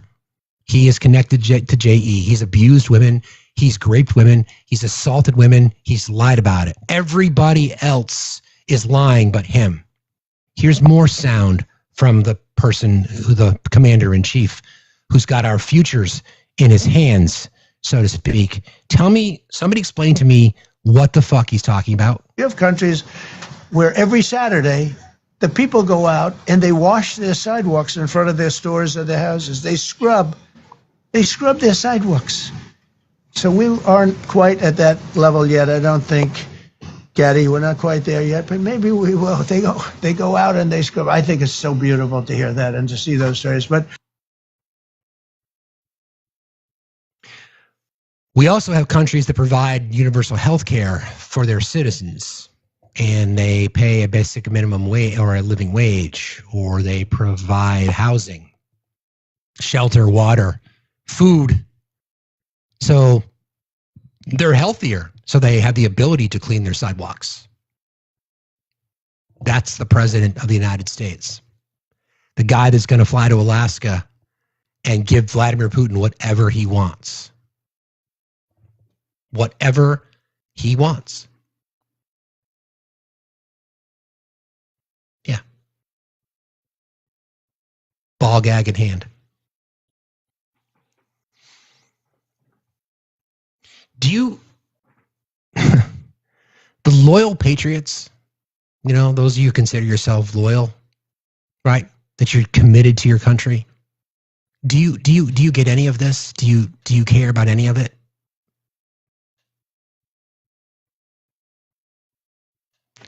LOL, you're a white male with a job.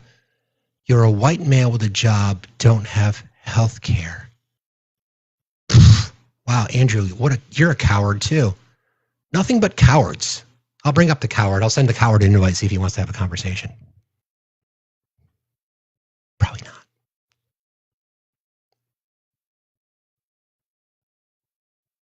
not. So I don't know where to go with this whole. I'm still focused on. I cannot get my mind off of the statements from Doug Wilson. And I can't get my mind off that fact that Doug Wilson has gone out and said these horrible, disgusting things about women. And Pete Hegseth supports it. And women in the cabinet, people like Caroline Leavitt and people like Pam Bondi and others attend the same churches. How do you explain it? How does one square that? How can you go and support a church? I know I'm asking this rhetorically. How can you go and support a church that tells women that the way you dress, it's your fault if you get raped? If you don't want to get raped, don't dress trampy. We don't want to hear your voice to how to address violence against women because we don't think you should vote.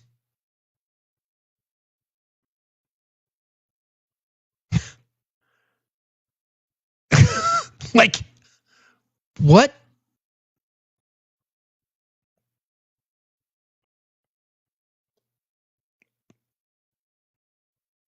I don't even.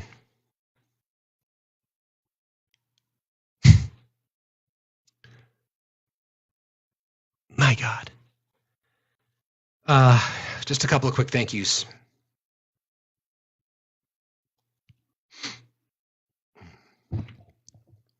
Again, I mentioned Alexandra. Thank you so much. You said keep doing the good work.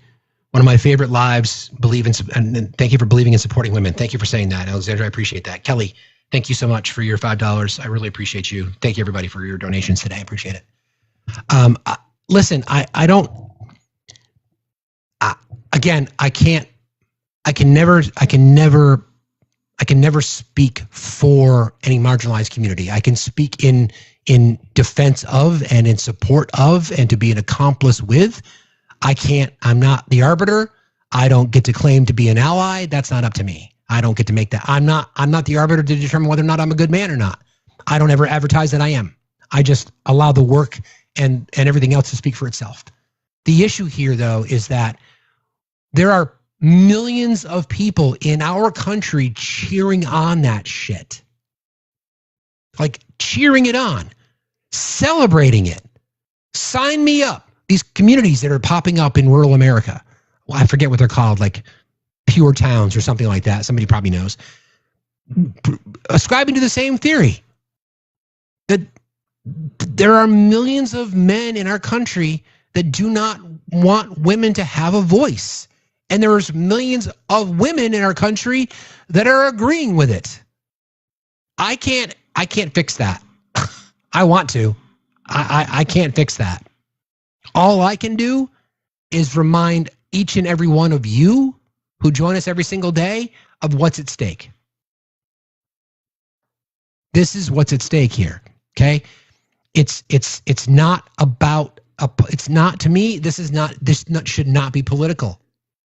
This should just not be political. This is about humanity. Pooh, you asked the question. So Pooh asked why women are voting against their own self-interest. I don't see it that way. I don't see it that way. I used to, but I don't see it that way. I don't think it's women voting against their best interests. I believe that they are voting to preserve their whiteness in many cases, and to preserve their position in the church. They believe that they are subservient to men. They believe that they are just employees, that they shouldn't have a voice, that they're going to defer. There are women in our country who believe there should be one vote per household, and that the husband gets to decide. So I don't know if they're voting. They are voting against their self-interest, but I don't think they believe that they are. Just like people in rural communities who vote MAGA, just like people who are going to lose their job because of Trump economic policies. I don't think they believe that they're voting against their best interests. I think they believe that they're part of a higher purpose. They've been told that their sacrifices are what's important to make America great again, and they're willing to do it. So women in 2025 in our country are told that if you dress like a tramp, you're why you got raped. It's your fault. Women who dress like a tramp. What is that? What is that exactly? Bathing suits? A low-cut dress? Tight-fitting A-line skirt? What is it? What is that? Can't have tattoos? Can't show a shoulder? Can't wear a tank top? What is it? Where's the fucking line? Showing some ankle? Exactly. Showing a little ankle?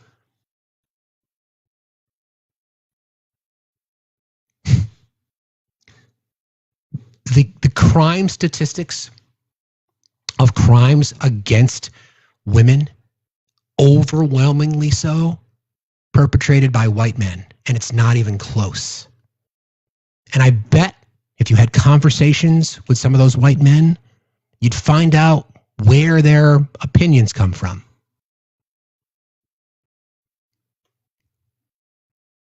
You know the good liars, how they're out there doing work.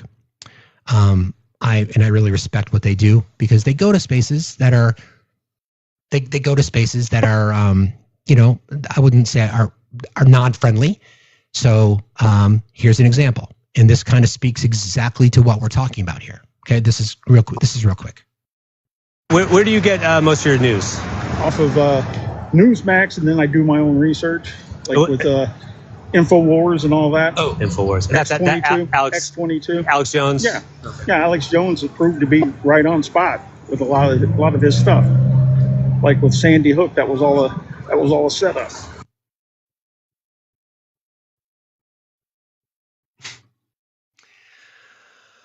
I don't like to normally platform Charlie Kirk, but I think there are times when it's necessary. So I'm going to play some sound from Charlie Kirk, and as it speaks to Nils. Thank you so much. Appreciate you so much. It speaks to exactly what we're talking about how Charlie Kirk has a very strong opinion about women. Well, here you go. White, college indoctrinated women will ruin America if we let them. White, college indoctrinated women will ruin America if we let them. Okay.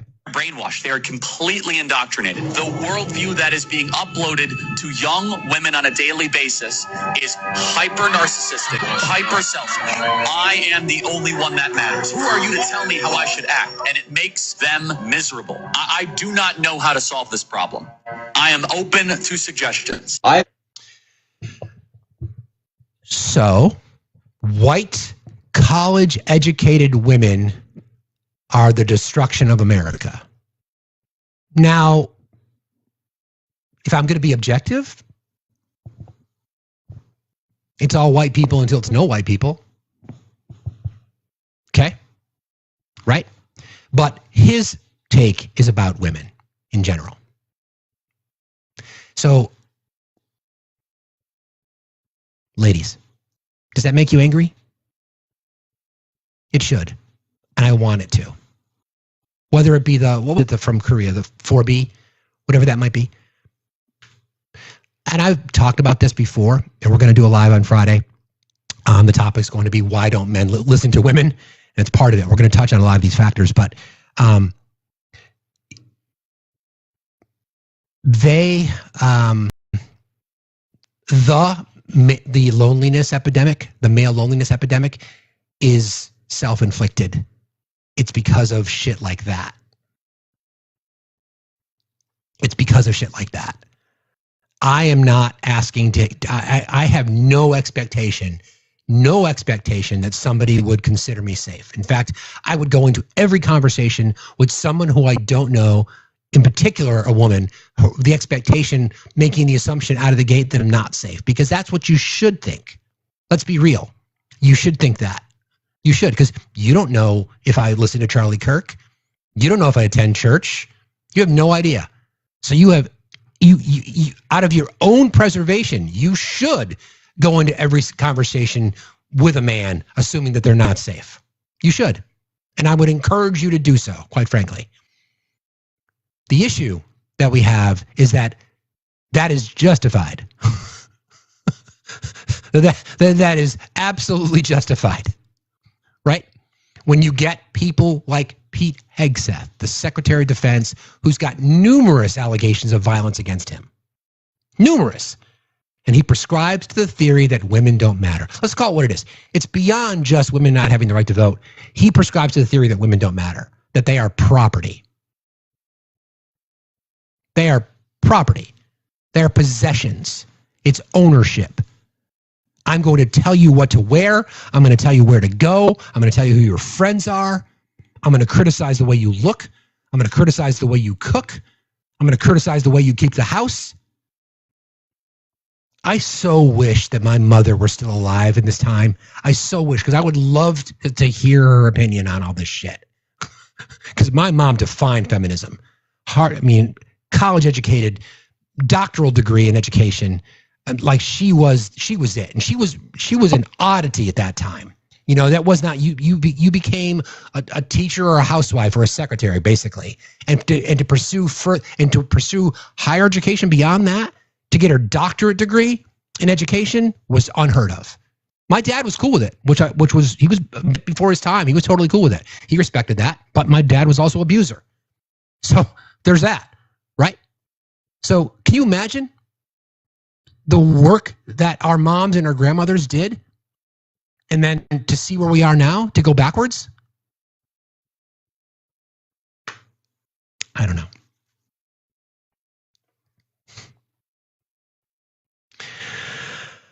All right, I think we'll wrap. Who are we going to raid, friends? Listen, guys, we're suspended on the live until next Tuesday, on the main account until next Tuesday, so we'll be here for the rest of the week. So if you don't follow me here, please consider doing so. I want to thank everybody who's contributed. Actually, let me just double check here. Hang on one sec.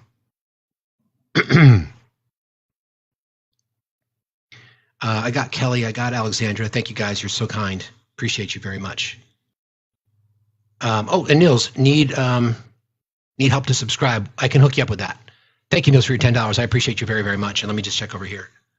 Julianne, thank you for your 3. You're very sweet. Thank you so very much. You're very kind. I appreciate you all. I'm angry. I'm angry. This is really frustrating to me, but I'm going to do this every single day. That's my commitment to you guys. I need this. It's difficult at times, for sure. There's no doubt about it, because we have to address all this kind of stuff. But I'm frustrated because there are people that are just letting this happen in our country. They're just letting it happen. They're just blowing it off. No big deal. Blah. No big deal. Nothing to see here. It's just women. They don't matter. It's just members of the LGBTQI community. It don't matter. They shouldn't have the right to marry anyway. So they're cheering it on with the Obergefell decision on the block. We're going to raid Doug because Obi's over there for one. So go raid Dougie. Tell him, when you get to the Doug's live, by the way, everybody knows Doug. When you get to Doug's live, tell him that he's the bestest boy. Okay? Go to Doug's live. Tell him that he's the bestest boy. He'll know exactly where that came from. So thank you. Mods, thank you. I've got the best mod team in the business. There's no doubt about it. And you guys are the smartest chat on TikTok. I love you all. I will see you tomorrow morning right here. Please do not be silent. Please do not accept this as normal, because it's not. Stop marginalizing it, or stop normalizing it. Fight back. You can do it. There's a way to do it to avoid your own health and safety, or to avoid getting into trouble with your own health and safety.